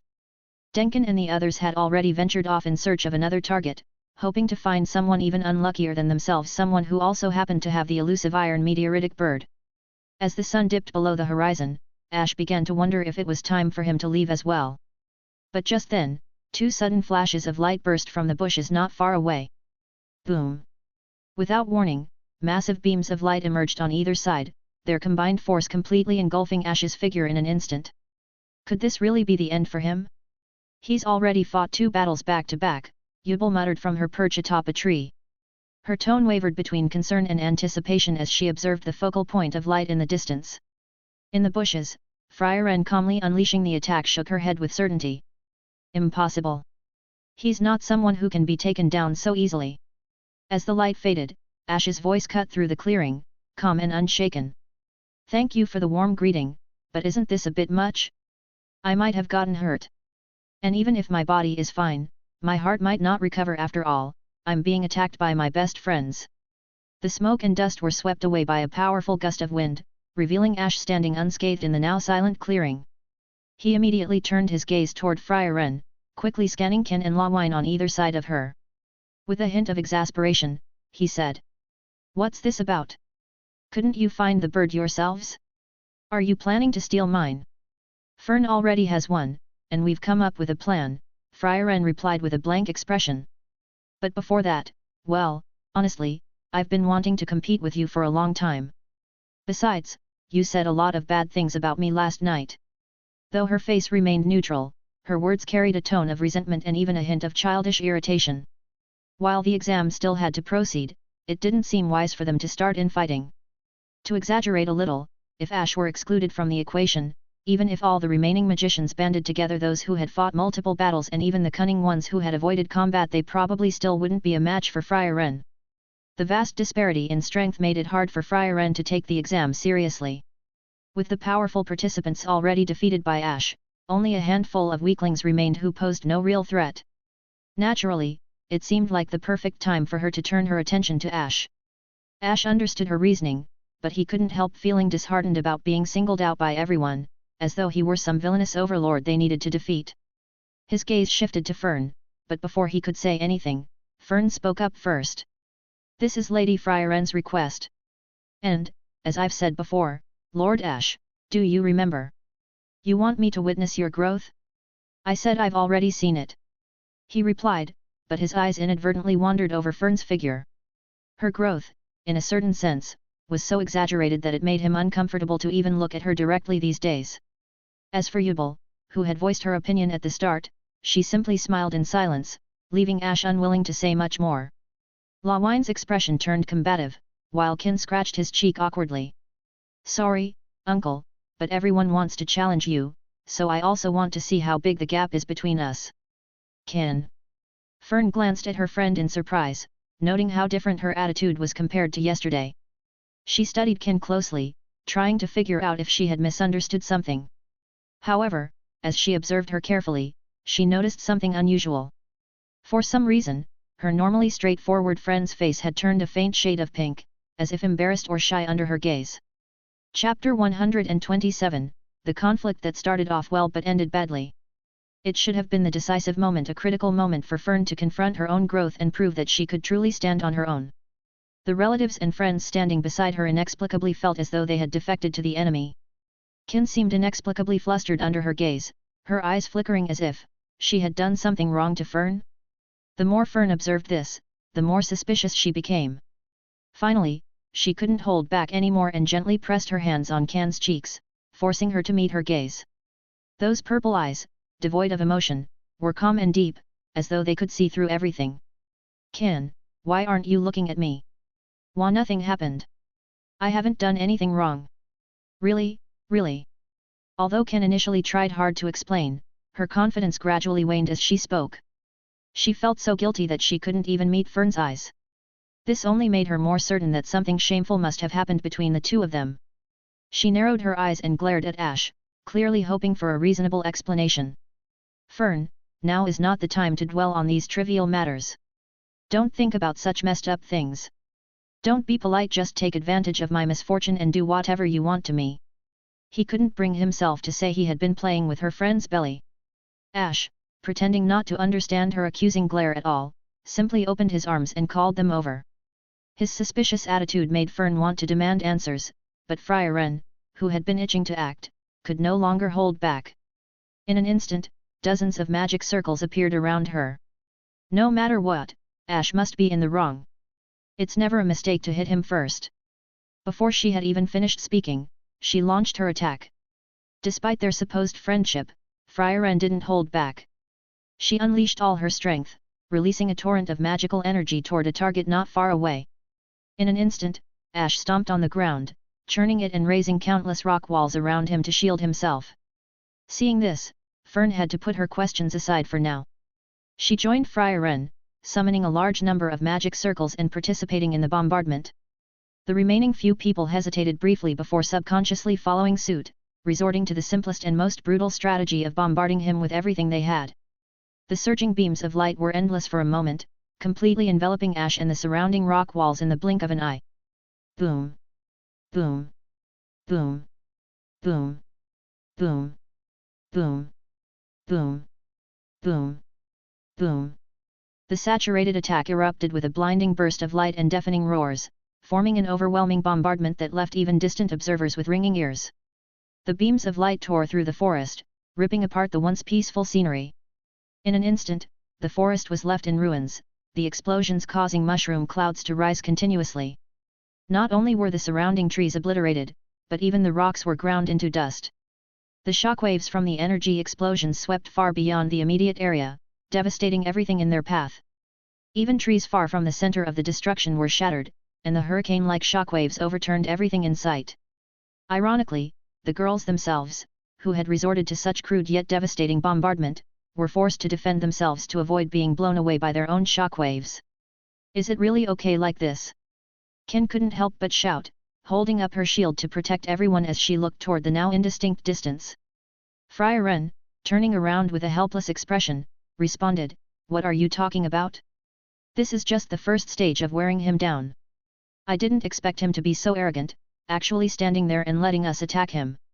But now we need to keep at it, only then can we close the gap. Even Lady Frieren thinks so."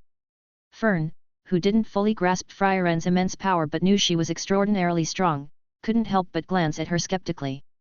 Noticing Fern's reaction, Frieren sighed in slight frustration before continuing. "While he might not yet be as strong as a demon king, I get the feeling this will be even more troublesome than dealing with the corrupt sage back then. The corrupt sage that even the heroes team couldn't defeat head-on." Fern asked in surprise. "Exactly. So stop worrying about what might happen to him and start worrying about how much trouble we'll be in if he goes all out. He doesn't like to lose, neither do I." As she finished speaking, a determined smile spread across Frieren's face. With that confident grin, she poured every ounce of her strength into ensuring she could claim victory this time. The girls looked as though they were battling a demon king. Meanwhile, two first-class magicians observing from a distance felt a little dizzy watching the chaotic scene. "Lord Ash is so cunning, since," one of the observers muttered softly while watching the endless bombardment of magic. From her vantage point, she could clearly discern something strange early in the chaotic magical barrage. An unusual magical fluctuation appeared on the battlefield. What made it intriguing was that the fluctuation's direction was completely opposite to Frieren and her group's attacks. That fluctuation was the unmistakable trace of high-speed movement magic. However, because Frieren and the others had unleashed such an overwhelming cascade of chaotic magic, neither they nor the clouds of dust in the air allowed for clear detection of Ash's movements. Especially at the start, Ash's deliberate act of erecting a rock wall for defense had successfully misled them. One could be blamed for being overly cautious, as even a seasoned magician like Frieren would struggle to immediately react to high-speed movement magic. This technique could allow someone to strike before their target even noticed, practically guaranteeing a first kill. High-speed movement magic, often likened to cheating, could exceed the speed of sound like teleportation but without causing a sonic boom or even stirring the air. It was a technique favored by assassins. However, its only drawback was that it could be disrupted by the magical energy released by powerful magicians or monsters when they were on high alert, causing the spell to fail. Aware of these weaknesses, Ash had refrained from using the spell to launch a direct sneak attack, knowing Frieren would likely be alert. Instead, he used it to quietly evade their assault. Now, Frieren and the others, entirely unaware of Ash's silent retreat, continued pouring their firepower into the spot where they thought he was. It was only when they started to feel fatigue setting in that Frieren, Fern, and the others paused their attack. "How strange. Ash isn't the kind of person who would just allow," Frieren began to say, but her sentence was cut short as a hand suddenly touched the back of her neck. A familiar voice followed, "Allow you to attack like this, right?" Frieren hadn't noticed any reaction to the magic beforehand, but the moment her neck was grabbed, strange magical fluctuations suddenly emerged, causing her voice to stop abruptly. Her eyes widened unconsciously as she raised her hands with a mixture of unwillingness and frustration. When Fern realized something was wrong, she was shocked and instinctively tried to turn around to attack, but the moment she turned, the hand reaching toward her was enveloped in purple lightning. With just a light touch, a crisp bang sounded as the translucent magic shield beside her shattered instantly. In the next moment, the lightning dissipated, and a large hand gently clasped her collarbone, immobilizing her. Fern froze in place, her face filled with disbelief. Why, my... That kind of magical defense can't protect you from my magic, Ash said calmly. You need to be more cautious about keeping your distance when facing someone like me. Frieren, Fern, you're both in checkmate. Holding one person in each hand, a faint smile appeared on Ash's face. No. I'm still here. After a brief moment of surprise, Lawine suddenly extended her hand and pressed down. The ground instantly froze, ice spreading rapidly toward Ash's feet. However, the creeping ice seemed to deliberately avoid Ash, not even managing to freeze his heels. Instead, it enveloped and froze the innocent trees behind him. Damn it! The difference in magic power is too great. I can't freeze him at all. Lawine muttered in frustration, though she had prepared for this possibility. She clicked her tongue in irritation. Meanwhile, countless transparent blades materialized and flew toward Ash like a storm of rain. But... Bang! Bang! Bang! Bang! Bang! Bang! Bang! A multi-layered light blue anti-magic shield appeared, deflecting the sharp transparent blades. Sparks erupted as the blades collided with the shield, but every attack was easily blocked. However, the aftershocks of the flying magic waves cut through the previously frozen trees, reducing them to a scattered pile of wood on the ground. Give up, Yubel, Ash said, his tone tinged with exasperation as he watched the girl rushing toward him, waving her magic wand relentlessly. Your imagination limits the strength of your magic. Your specialty can't penetrate defensive magic. That may be true, but what about this? The corners of Yubel's mouth curved upward. Using flight magic mid-run, she suddenly leaped into the air and dived toward the ground. A cold light flickered in her hand, and the weapon something resembling a hybrid of a magic wand and a trident aimed straight for Ash's head. Mass attacks are indeed a weakness of defensive magic, Ash commented, not even turning to face her fully. But I doubt this level of mass can break through defensive magic. He seemed uninterested in the outcome, turning instead to deal with Lawine, who was still firing ice arrows in a desperate attempt to stop him.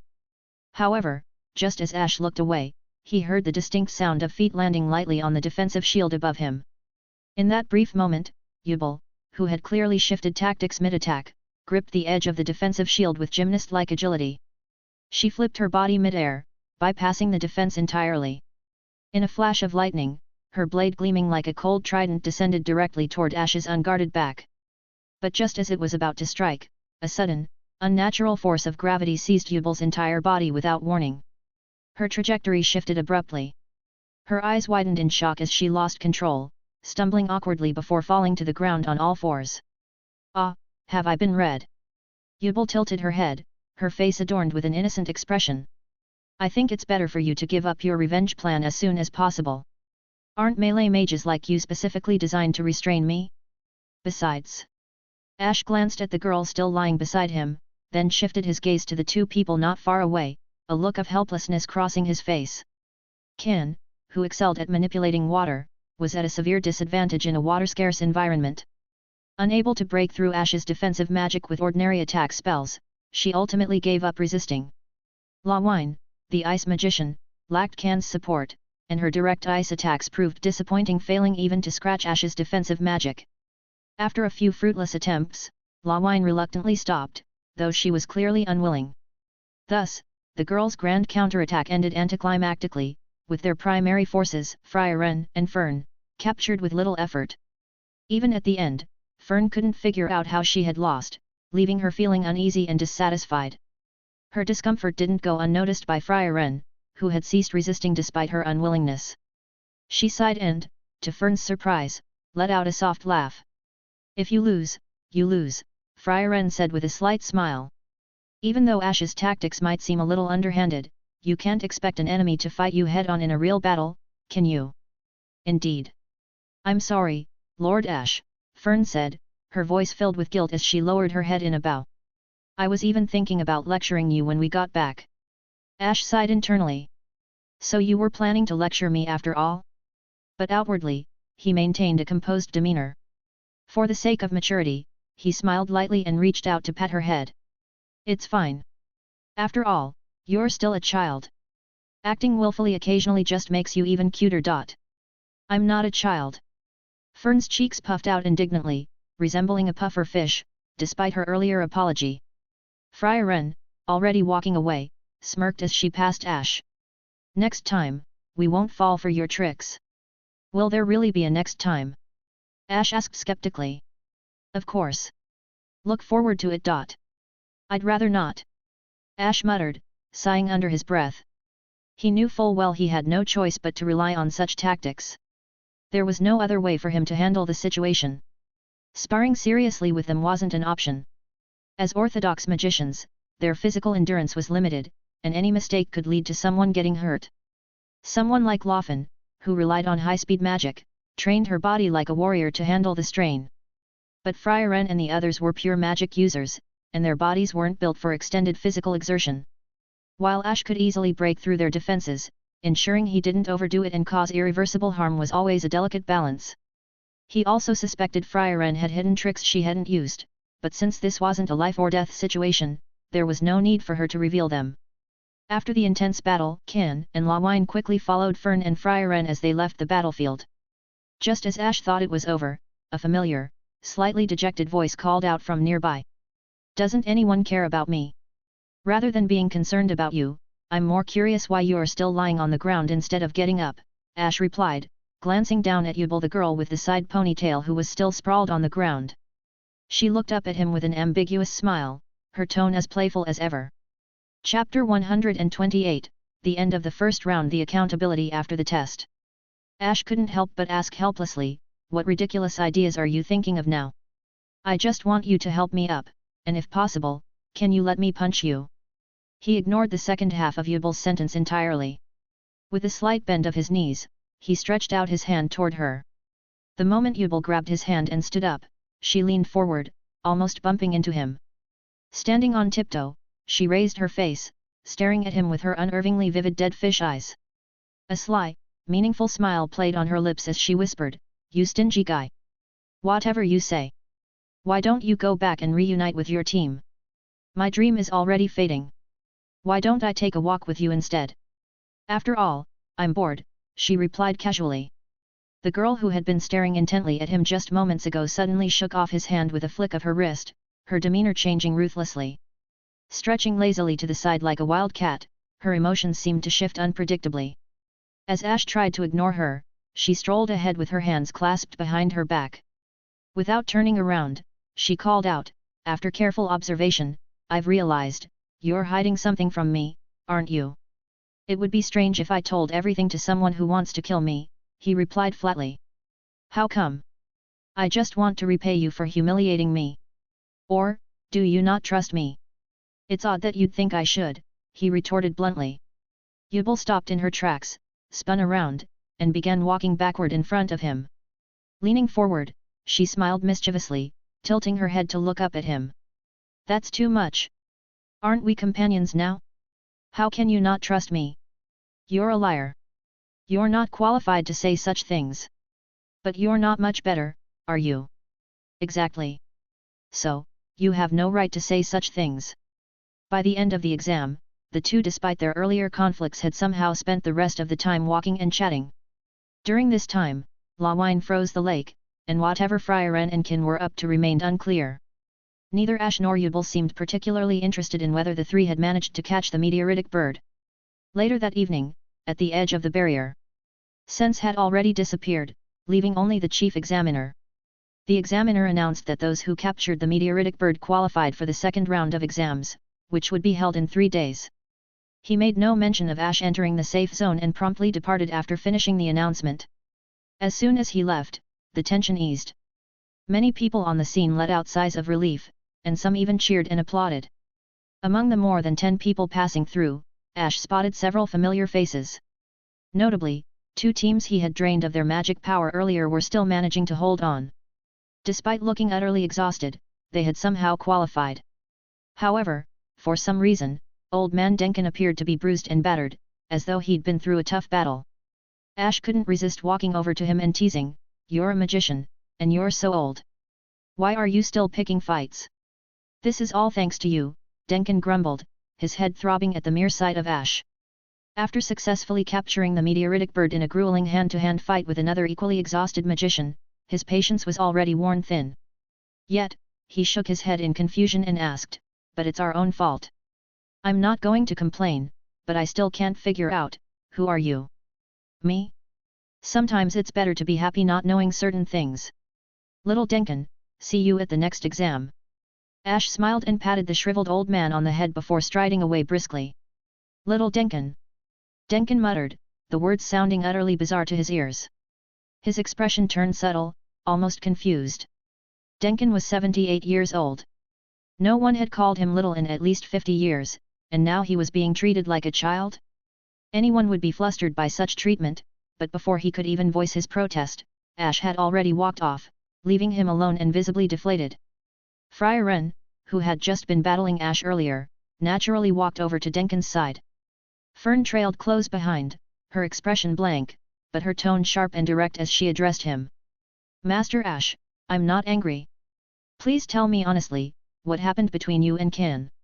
Although you're saying that, it sounds like you're already angry, Ash replied, raising an eyebrow. Then just tell the truth, Fern shot back, pouting slightly. And even if I am angry, it's only because you never explain things properly. I'd like to, but how could he possibly explain it? Ash cast a pleading look at Frieren, who immediately turned away and said firmly, don't look at me. I don't care about your business, and don't even think about dragging me into it. Master Ash, Fern pressed. Fine. Actually, Kin was attacked by a bird in the sky, and I happened to pass by and save her. That's all. And what's wrong with that? Isn't that a good thing? Fern frowned. Well, I don't really like to brag about my achievements. Don't look at me like this, but I'm actually quite shy and not used to being praised, Ash replied, selectively sharing part of the truth and embellishing it to make himself seem more virtuous. Fern narrowed her eyes suspiciously. Are you hiding something? Why would you think that? Look at Lady Frieren's expression, Fern said, gesturing. Ash glanced over instinctively and froze when he saw Frieren's face. Frieren, hey. What's with that expression?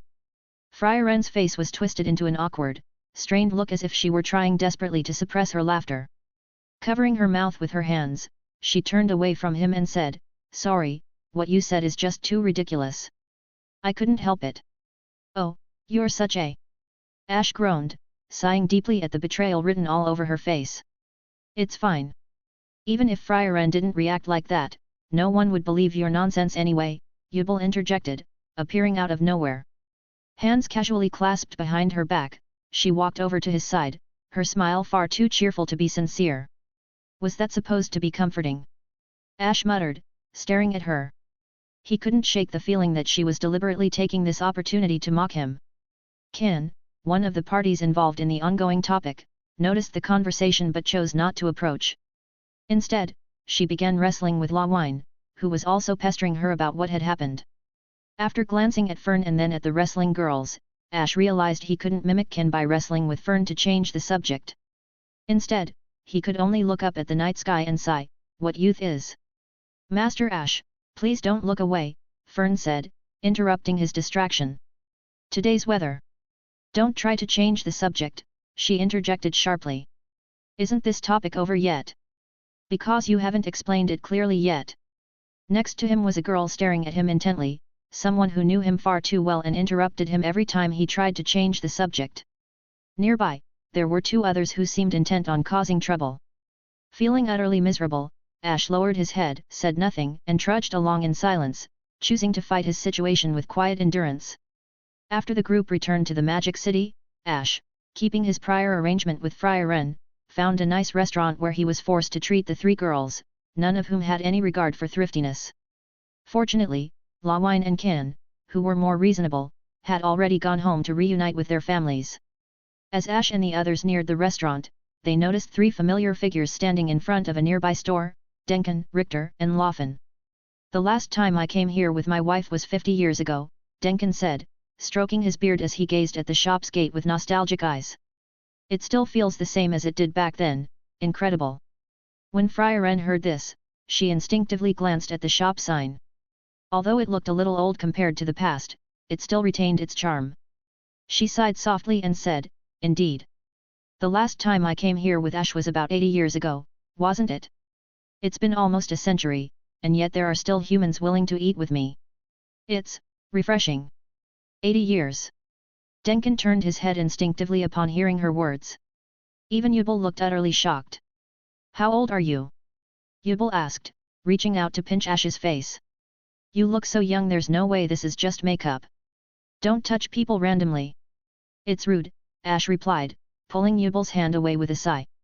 Yubel, you know sense, don't you? I've seen her before. I know her. Why? From more than a decade ago until now, she hasn't changed at all. She's still the same cute little girl. Hey? Are you two from the same tribe or something? Don't describe that sweet child as something strange, okay? Ash said, smacking Yubel lightly on the head and forcibly ending the topic. Frieren stepped in to offer some explanations, but her words only deepened everyone's confusion. It wasn't entirely surprising to meet a centenarian favored by a goddess, but Ash's mental state didn't match what one would expect from someone over 100 years old. Could it be that spending time with Frieren, an elf who had lived for an unknown period of time, had somehow made Ash younger in spirit? Everyone couldn't help but speculate. Fern, however, recalled something Ash had once told her. He had revealed that he was a special being, capable of living forever. While this meant she wasn't worried about him dying of old age. Even though Ash wasn't part of the conversation, Fern kept staring at him, making Ash feel visibly uncomfortable. There was no avoiding it. Though he wanted to play dumb, the intensity of the gaze eventually forced Ash to turn his head, resting one hand on his chin. Fern, why are you staring at me? He asked. Sense is such a cute child, Fern replied, her tone oddly pointed. What about it? Lord Ash says he likes older sisters but actually prefers childish girls like Miss Sense, would he? Fern asked, her expression clouded with suspicion, clearly doubting Ash's intentions. How is that even possible? I just like cute things. Surely you feel the same way, don't you? That's true, but... Ash-sama, is that really all there is to it? Is it really just that kind of liking? You're not harboring any weird thoughts, are you? Fern leaned forward as he spoke, placing her hands on the table. With each word, she moved closer and closer, nearly pushing Ash off the edge. What else could it be? Ash retorted, leaning back to avoid Fern's invasive approach. With a sigh, he reached out to ruffle Fern's hair in an attempt to soothe the clearly agitated child who seemed to doubt his moral integrity. Then, desperate for an escape, he turned his head to the side. Frieren. Don't look at me in situations like this. I'm troubled too, Frieren replied. The normally spirited elf girl looked unusually despondent. Her long ears drooped as she buried her face almost entirely in her hands, speaking in a muffled voice while pretending to focus on the menu in front of her. Still, Frieren felt it wasn't right to sit back and let Ash flounder. After glancing around the room for inspiration, her gaze landed on a couple not far away, feeding each other a portion of mercury pudding. A light bulb seemed to go off in her head as she slapped her palm lightly against the table. Chapter 129, Frieren's Cognitive Bias. I heard this country is supposed to be very wealthy, Frieren began, her voice carrying a hint of mischief. But it turns out they can't even afford to give each person their own portion of pudding. And they're so polite about sharing. Rumors are all lies, aren't they? Obviously, they have the money to give everyone their own portion. Well, if you think about it, our lives aren't so bad. Even if we can't eat dessert every day, things are still pretty good, isn't it? Frieren's sudden declaration left Yubel, standing next to her, completely stunned. Even Ash and Fern, who were familiar with her eccentricities, couldn't help but wear strange expressions. If anyone else said this, I'd assume they were just trying to change the subject. Ash sighed, holding his forehead with one hand. But you? What's Dad talking about? Frieren asked, clearly puzzled. When Ash hesitated and didn't seem willing to explain, she shrugged and raised her hand. Boss. 5 servings of mercury pudding. 5 servings, right? Coming right up. The manager called back from behind the bar, not giving it much thought. Soon, he delivered 5 plates of pudding to their table. As Frieren eyed the extra portion, Fern hesitated, her expression conflicted.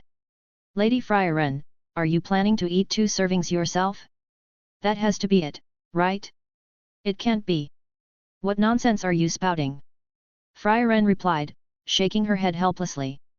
Picking up the extra plate, she briskly walked over to the couple. Her action was so quick that Fern didn't have time to react. She could only turn to Ash, silently pleading for help. But what could Ash do? Quietly, he slid his chair to the side, distancing himself in an attempt to disassociate from Frieren. Lord Ash! Fern gasped, grabbing his wrist with a look of disbelief. She clearly hadn't expected him to abandon Frieren so easily. Her eyes widened as she stared at him, as if trying to appeal to his conscience. That look made Ash hesitate for a moment. Then, without hesitation, he grabbed Fern's chair and pulled both her and the chair closer to his side. Caught off guard by the sudden movement, Fern, who had nearly toppled over, ended up lying partially against Ash. Startled, her face flushed slightly red as she looked up at him. She wanted to say something but hesitated, eventually pouting like a child and muttering, "Master Ash, what are you doing?" "I'm just trying to prevent you from being seen as a weirdo," he replied flatly. "I've been following you for so many years. Haven't I been misunderstood enough already? Don't give up, Fern. You still have a long life ahead of you. At a time like this, shouldn't you at least try to correct the misunderstanding so it doesn't happen again in the future?" Ash's seemingly casual encouragement made Fern's expression shift to something strange. Unable to contain her frustration, she lightly hit his chest with her small fist. She didn't use any strength, just venting her dissatisfaction, but even so, Ash sighed helplessly. "I'm already reflecting on myself, but clearly, Frieren's situation is worse right now. Fern, I'll explain it to you in detail later. Please just try your best for now."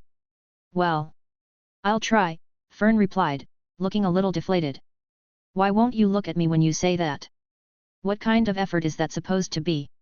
Ash abruptly turned his head away, letting Fern grumble to herself.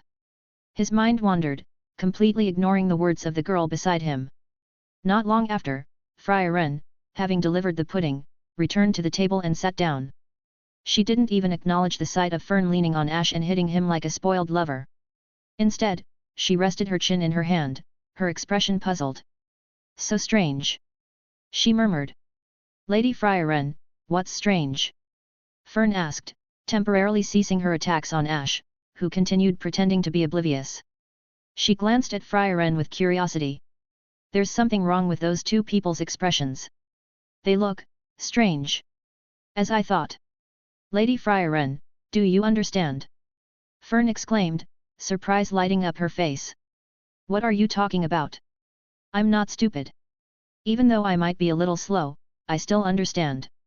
At least, I understand from the look on his face." Frieren pursed her lips unhappily but looked at Ash with a distressed expression, seeking help. "Ash, I think I hurt that boy's self-esteem. What should I do?" What did you say?" Her seemingly irrelevant comment left Ash visibly confused. "The teacher said that when boys get angry for no reason, it's often because they've lost face in front of girls. But it's hard for girls to notice because it's a difference in sensibility between men and women. Although Flam likes to spout nonsense most of the time, she's actually right this time," Ash admitted, straightening Fern's posture as he sighed helplessly. "But, Frieren, the scenario you're using is completely wrong." "Is it? What's the problem? Isn't it because I gave them pudding that the boy felt his self-esteem was hurt in front of the girls? Do you think there's a possibility that they actually enjoyed the situation? So, they find joy in suffering?" Frieren asked, her eyes lighting up with sudden understanding. She nodded thoughtfully. "Indeed, suffering can enhance the range of emotions between people. That's not it. This is completely unrelated."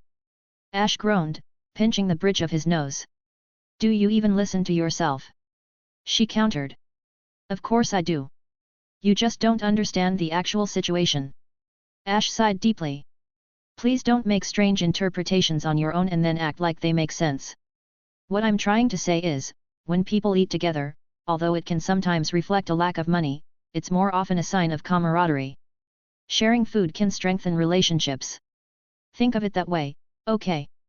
"Ah, now I understand," Frieren exclaimed, her eyes sparkling with realization. "I always wondered why adults feed children. It turns out there's a deeper meaning behind it." Without missing a beat, she scooped up a spoonful of pudding, turned to Fern with a smile, and offered it to her. "Come on, Fern, let's eat together. Lady Frieren, you don't think I'm a child who needs to be fed, do you? Not at all. I just want to strengthen my relationship with you. I really don't want to do this in public. Isn't it embarrassing? Fern said, her expression troubled as she looked at Frieren's expectant face. Besides, even if I do this, I'm still going to say whatever I need to say. Frieren, realizing her plan wasn't working, fell silent for a moment. Then, without skipping a beat, she extended the spoon toward Ash instead. Ash, want some? Thank you. Ash, ever pragmatic, accepted without hesitation and ate the spoonful in one bite. Frieren's face lit up with joy at his gesture, but before she could celebrate, Ash added with a smirk, though I ate yours, don't count on me for anything important. I won't be dragged into this. Feeding increases affection. Is it really a lie? Frieren's smile froze, her eyes filled with indignation as if she had been betrayed by his words. She stared at him for a while, but Ash continued to act as if nothing had happened, completely ignoring her glare. Annoyed, Frieren decided to retaliate. She quickly snatched Ash's untouched pudding, swapped it with her partially eaten one, and happily began enjoying the dessert. Unfortunately, this exchange didn't go unnoticed. Fern, who had been trying to stay out of the situation, caught the whole scene. She froze, her mouth slightly agape, her eyes falling on Frieren's spoon, one she hadn't bothered to replace. An indescribable emotion surged in her chest. Moments later, Fern, who had just moved her chair back, suddenly leaned sideways. Her chest pressed lightly against Ash's arm, making him fully aware of the softness and pressure. Chapter 130, Frieren's Cognitive Bias 2. Fern stared at Ash with inexplicably dim eyes, her voice trembling as she asked, Master Ash, what did you do with Master Frieren just now? I didn't do anything, Ash replied, confused. No. You just indirectly kissed Lady Frieren. Though her eyes were dim, as she spoke, Fern's voice became increasingly faint, her face turning red. This is simply. It's no different from a direct kiss. How could you do this? I think there's a big difference. After all, when you were little, didn't I also? Ash tried to ease the tension with a casual tone, but Fern interrupted emphatically, absolutely not. I've always eaten by myself. Now that I think about it, you're right, Ash admitted. When she was younger, Fern had been so obedient it made people feel sorry for her. But now, looking at the girl whose figure had developed unconsciously and who was fuming in anger, Ash couldn't help but sigh. This sigh, however, touched Fern's sensitive nerves. Master Ash. Why are you looking at me and sighing at a time like this? She asked, her tone tinged with grievance. Annoyed, she forced him to look at the companion sitting across from them. Frieren. Ash called out, hoping for help. Oh, this pudding is so delicious, Frieren replied, pretending not to notice. She kept eating her pudding while looking at the menu, already thinking about what to order for dinner. This told Ash he couldn't rely on her in the slightest. Ignoring Yubel's amused gaze, he made up his mind. After a moment of thought, he placed his hands on Fern's shoulders, forcibly pushed her back, and straightened her posture. Then, what are you doing? Frieren's dissatisfied voice rang out as Ash snatched the menu from her hand and handed it to Fern instead. Anyway, why don't you order something first? I'll treat you, anything is fine. I don't need that. Hey, this. Fern, initially resistant, caught sight of the prices on the menu and frowned. It's not my birthday, so why go to such extravagant lengths? I have money, Ash replied simply. That may be true. But I'm already an adult, and it's not right to rely on you for something like this. And how many times do I have to tell you stop treating me like a child? Fern, unusually stubborn when it came to independence, refused to spend Ash's money even if it meant using her own. The earlier dissatisfaction she'd felt now seemed to grow again. At that moment, Frieren glanced at the menu and suddenly said, Birthday? Now that I think about it, isn't it almost Ash's birthday? Hey? Is that true? It is. Fern, who had been preoccupied with exam preparations, froze momentarily before realizing the truth. Yubel, surprised by Fern's reaction, teased, Hey, Fern actually forgot Ash's birthday? I thought you'd been counting the days and waiting for it this whole time. Because every time Master Ash celebrates his birthday, he disappears without a trace. Thinking of this, Fern turned to Ash with a resentful look. I've never, really never celebrated Master Ash's birthday once. It seems so? But I've celebrated his birthday before, Frieren said nonchalantly, clearly surprised as she mentioned her own experience. At her words, Fern turned her indignant gaze to Frieren. Lady Frieren, are you bragging to me? Why would I brag about something like this? Is this the privilege of the strong? I really don't understand what you're saying, don't look at me like that. Fern's strange dissatisfaction, as if she saw Frieren as a competitor, left the elf thoroughly confused. In the end, she looked at Ash for help. But as always, Ash proved completely unhelpful in situations like these. Once the meals for the four of them were served, the slightly tense atmosphere finally began to ease. An extra-large sundae and 2 small cakes made Fern temporarily forget her earlier frustrations. Typically expressionless, she now wore a girlish smile that seemed entirely out of character. Frieren, sitting in front of an absurdly large steak, also seemed to let go of her worries. She unconsciously raised the corners of her mouth as she prepared to dig into her meal. Meanwhile, Yubel, sitting nearby, had 3 desserts identical to Fern's. You really like to imitate others, Ash muttered, clearly annoyed. Yubel twirled her spoon with a smug grin and replied, I've realized the more I imitate others, the harder it is for people to pick up on my scent. Then why don't you try imitating Frieren? Ash gestured toward the massive mountain of steak in front of Frieren. Yubel glanced at the mountain of meat, which must have weighed at least 20 kilograms, and gave a strange expression. That much, if you actually ate it all, wouldn't you die? What? You're so rude. This amount of food wouldn't kill anyone, Frieren retorted, shooting Yubel a brief glare. She sighed lightly before picking up her knife and fork, cutting into the steak with practiced precision. Taking a bite, she even praised the flavor. Watching her, Ash propped his chin on one hand and sighed. Ah, this is nothing. What? Ash, do you have an opinion too? Frieren asked, squinting at him. Not really. I've just always wondered why dwarves don't drink and why elves eat meat like crazy. What's going on? How long are you going to hold on to these outdated ideas about dwarves drinking and elves being vegetarians? Frieren replied, her tone laced with annoyance. Once he finished speaking, she promptly ignored him, treating him like someone who was hopelessly misguided. Ash sighed again but refrained from saying more, feeling slightly disillusioned at how reality didn't match his expectations. His gaze wandered across the table, and he sighed again, this time heavier. Why aren't there any decent pretty girls? All I see are weird ones, he muttered, his eyes falling on the trio sitting before him. Master Ash, this is a public place. I'll refrain from saying much, Fern said, setting her spoon down and delicately wiping her mouth. Though her tone remained composed, there was a hint of restrained annoyance. Staring at her dessert, she added casually, but since you've already said something so rude, you'd better explain yourself properly when we get back. No, when I say weird, I'm definitely not including you, Fern, Ash clarified quickly. Does that include me? Frieren asked, looking up from her steak with an expressionless face. Fern jabbed Ash sharply with her elbow and whispered, Lady Frieren is going to get upset. Fix this quickly, it's your responsibility. Why do I have to deal with this just because of one sigh? Ash thought as he took another bite of beef. The rich flavor spreading in his mouth only served to amplify his inexplicable frustration. At that moment, diners at a nearby table began discussing recent national affairs. Their words caught the attention of the magicians at Ash's table, who fell silent and listened intently. The diners spoke of how the kingdom had recently stationed 3 new legions at the border fortress near the Magic City. These elite troops, equipped with high-quality protective magic gear, were made up of heavy infantry and both light and heavy cavalry.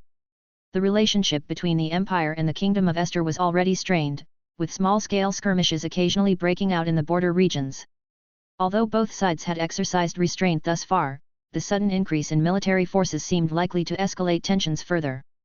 Chapter 131, Frieren's Welfare. Is there going to be a war?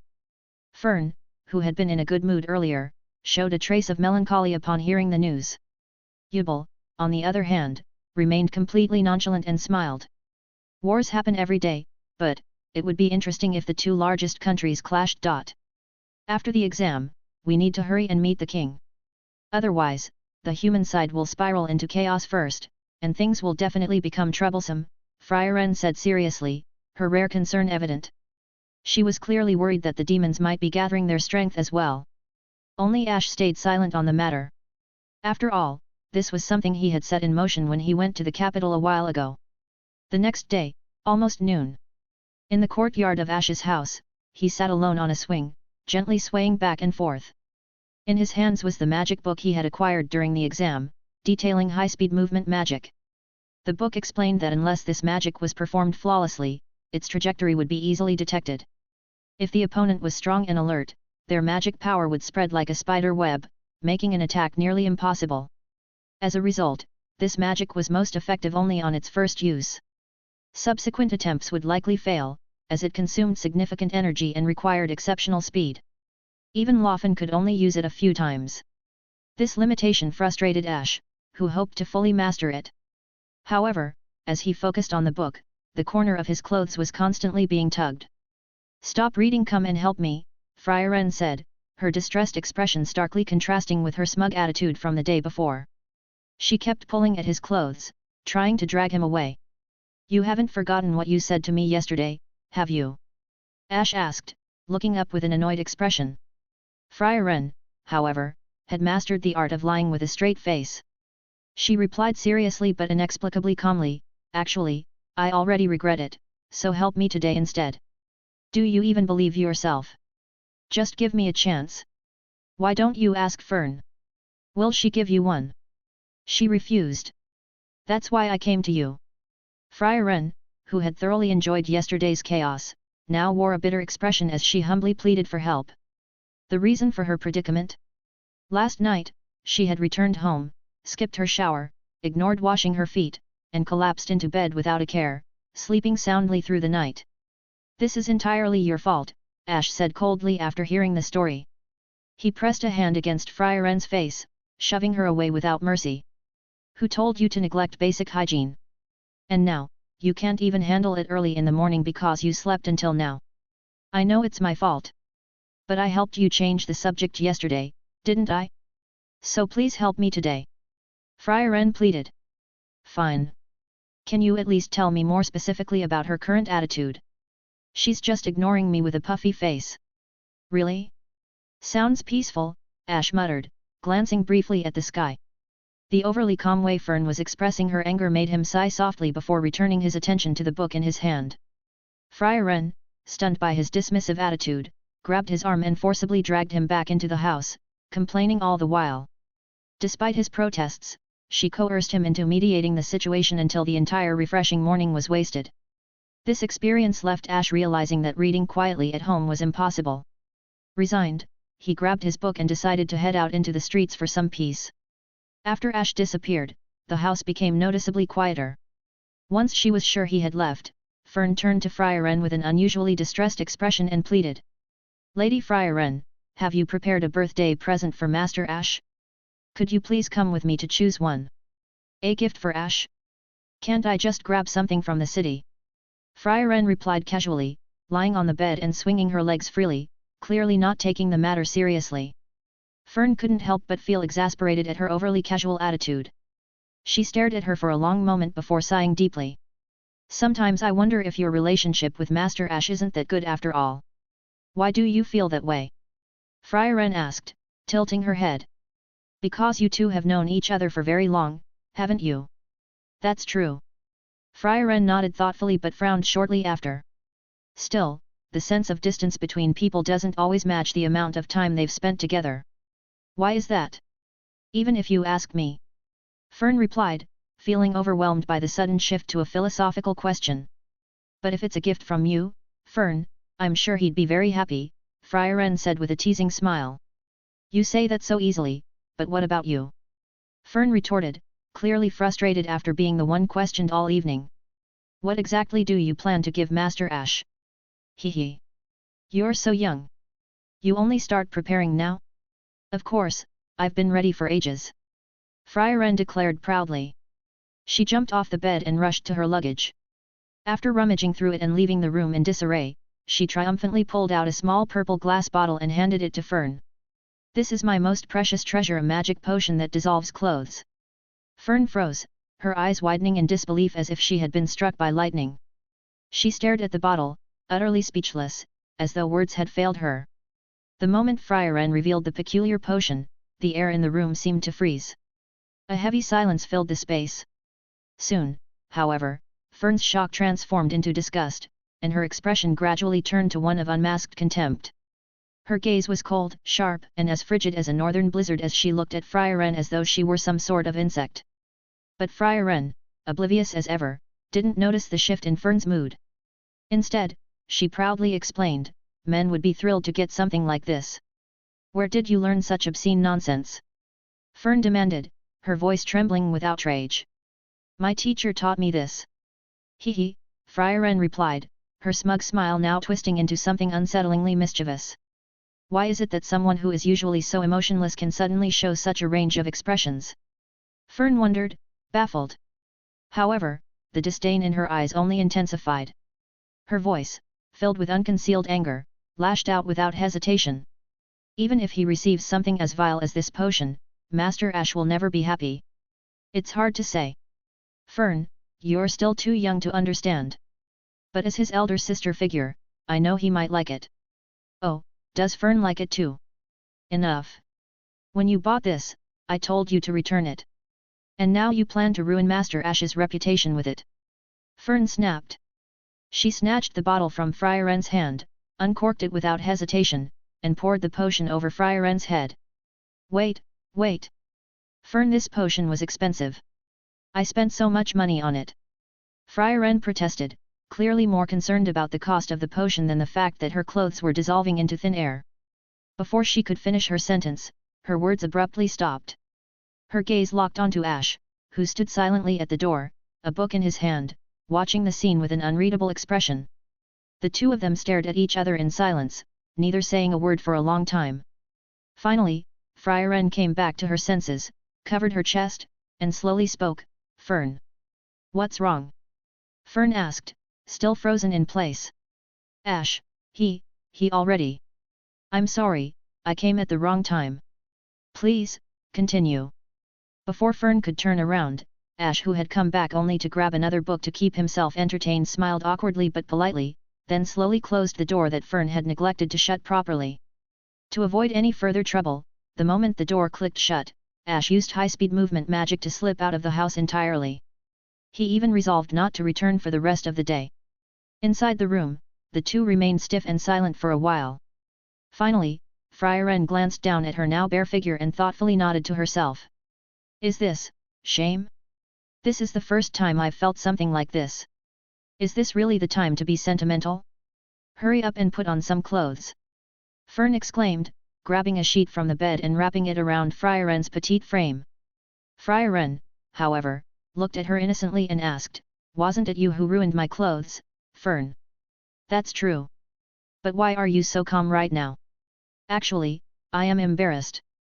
How do I describe this? It feels fresh." Frieren replied, fiddling with her twin ponytails, her expression showing rare distress.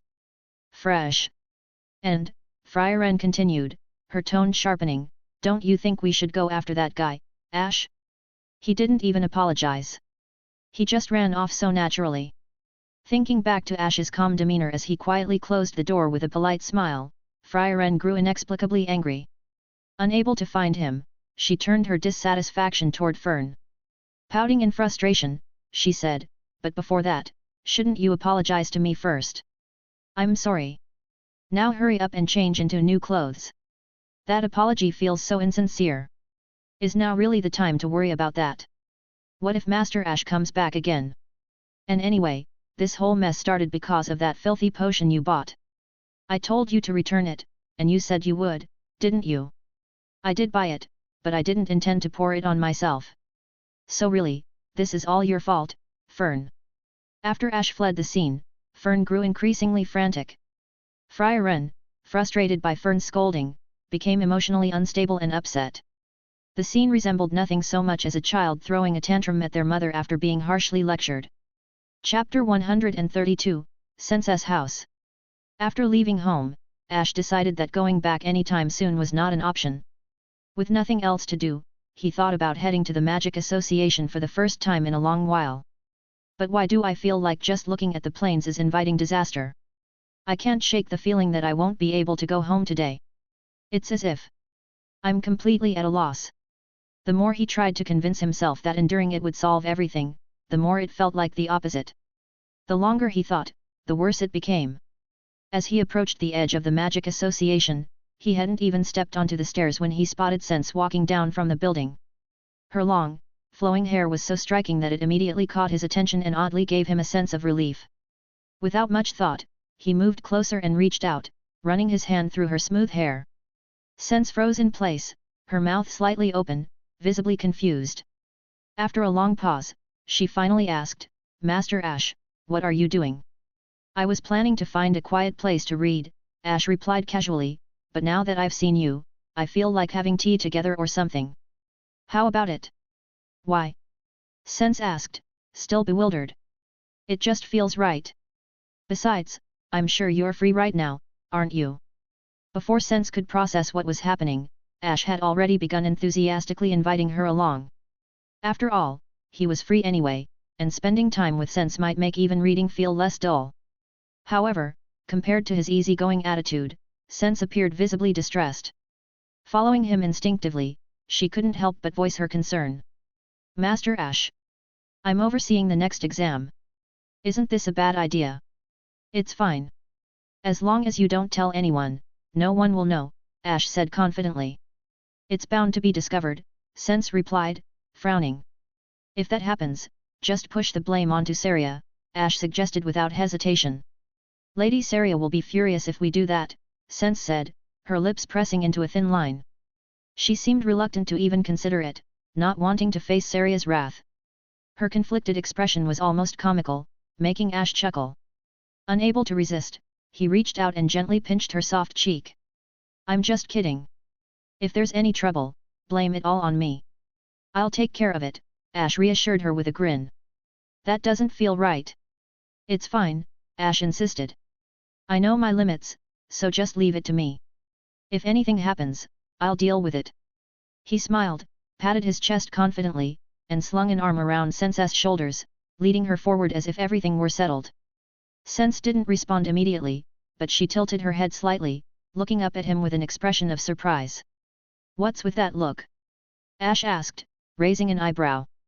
"I'm just a little surprised," Sense admitted, tilting her head further. "Honestly, I feel like you owe me an apology," Ash teased, smirking. "Sorry," Sense said softly, lowering her head with unexpected obedience. Her sudden meekness made Ash feel as though he were bullying her. Is this what guilt feels like? Ash thought, pressing a hand to his forehead in mild distress. After a moment of silence, he sighed, resigned, and decided to let it go. Together, they left the area without further incident. Since walking around publicly wasn't the best idea if anyone saw them together, it might raise questions about favoritism. They decided to head to Sense's house instead. At least there, hidden from prying eyes, no one could accuse them of shady dealings related to the upcoming exams. But thinking about it carefully, if I were seen outside, I could explain it away. But if someone saw me entering your house with you... Ash glanced around the courtyard of the Sense family home. Finishing his thought with a teasing smile, he looked at the girl beside him. "I guess they'd think you're taking advantage of me, right?" "Ah!" Sense froze, her wide eyes betraying her realization that this possibility had never crossed her mind. Her reaction made Ash laugh softly. "When you accidentally get yourself into trouble or feel cornered, you're always so silent really. You haven't changed a bit in more than 10 years. Faced with his teasing, Sense pursed her lips, choosing not to argue. Instead, she pressed her hand against his chest, attempting to push him out of her house. Unfortunately, as a magician with a petite frame, her strength was no match for Ash. He stood firmly in place, not budging an inch.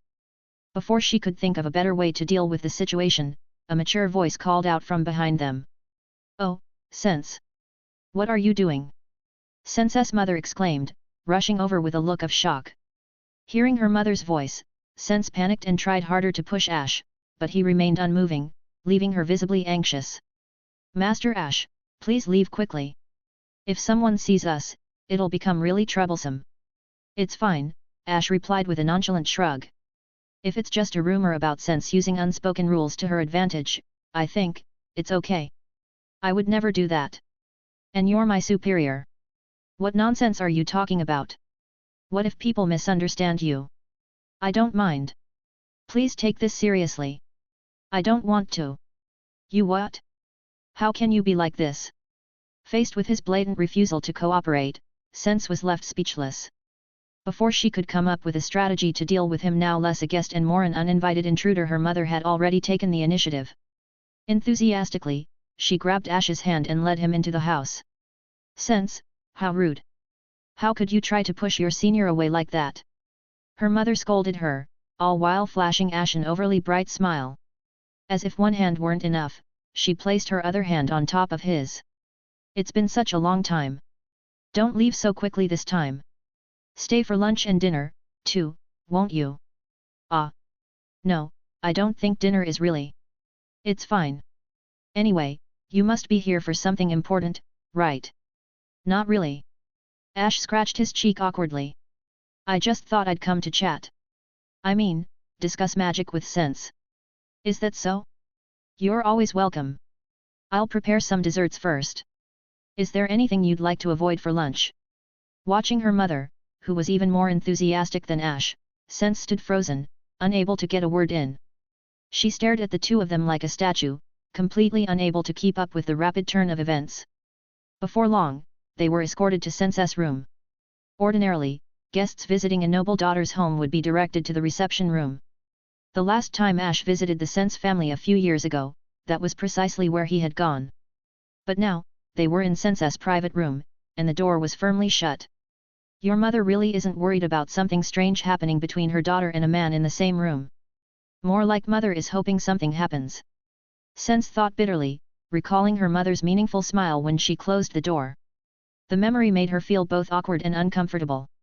Ash, however, paid no attention to her silence.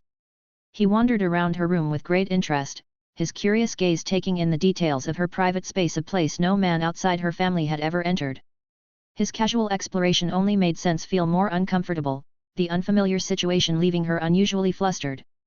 Additionally, if you would like to request novels and access my Google Drive where I have 200+ audiobooks, then you can join my Patreon. Link is also provided in the description.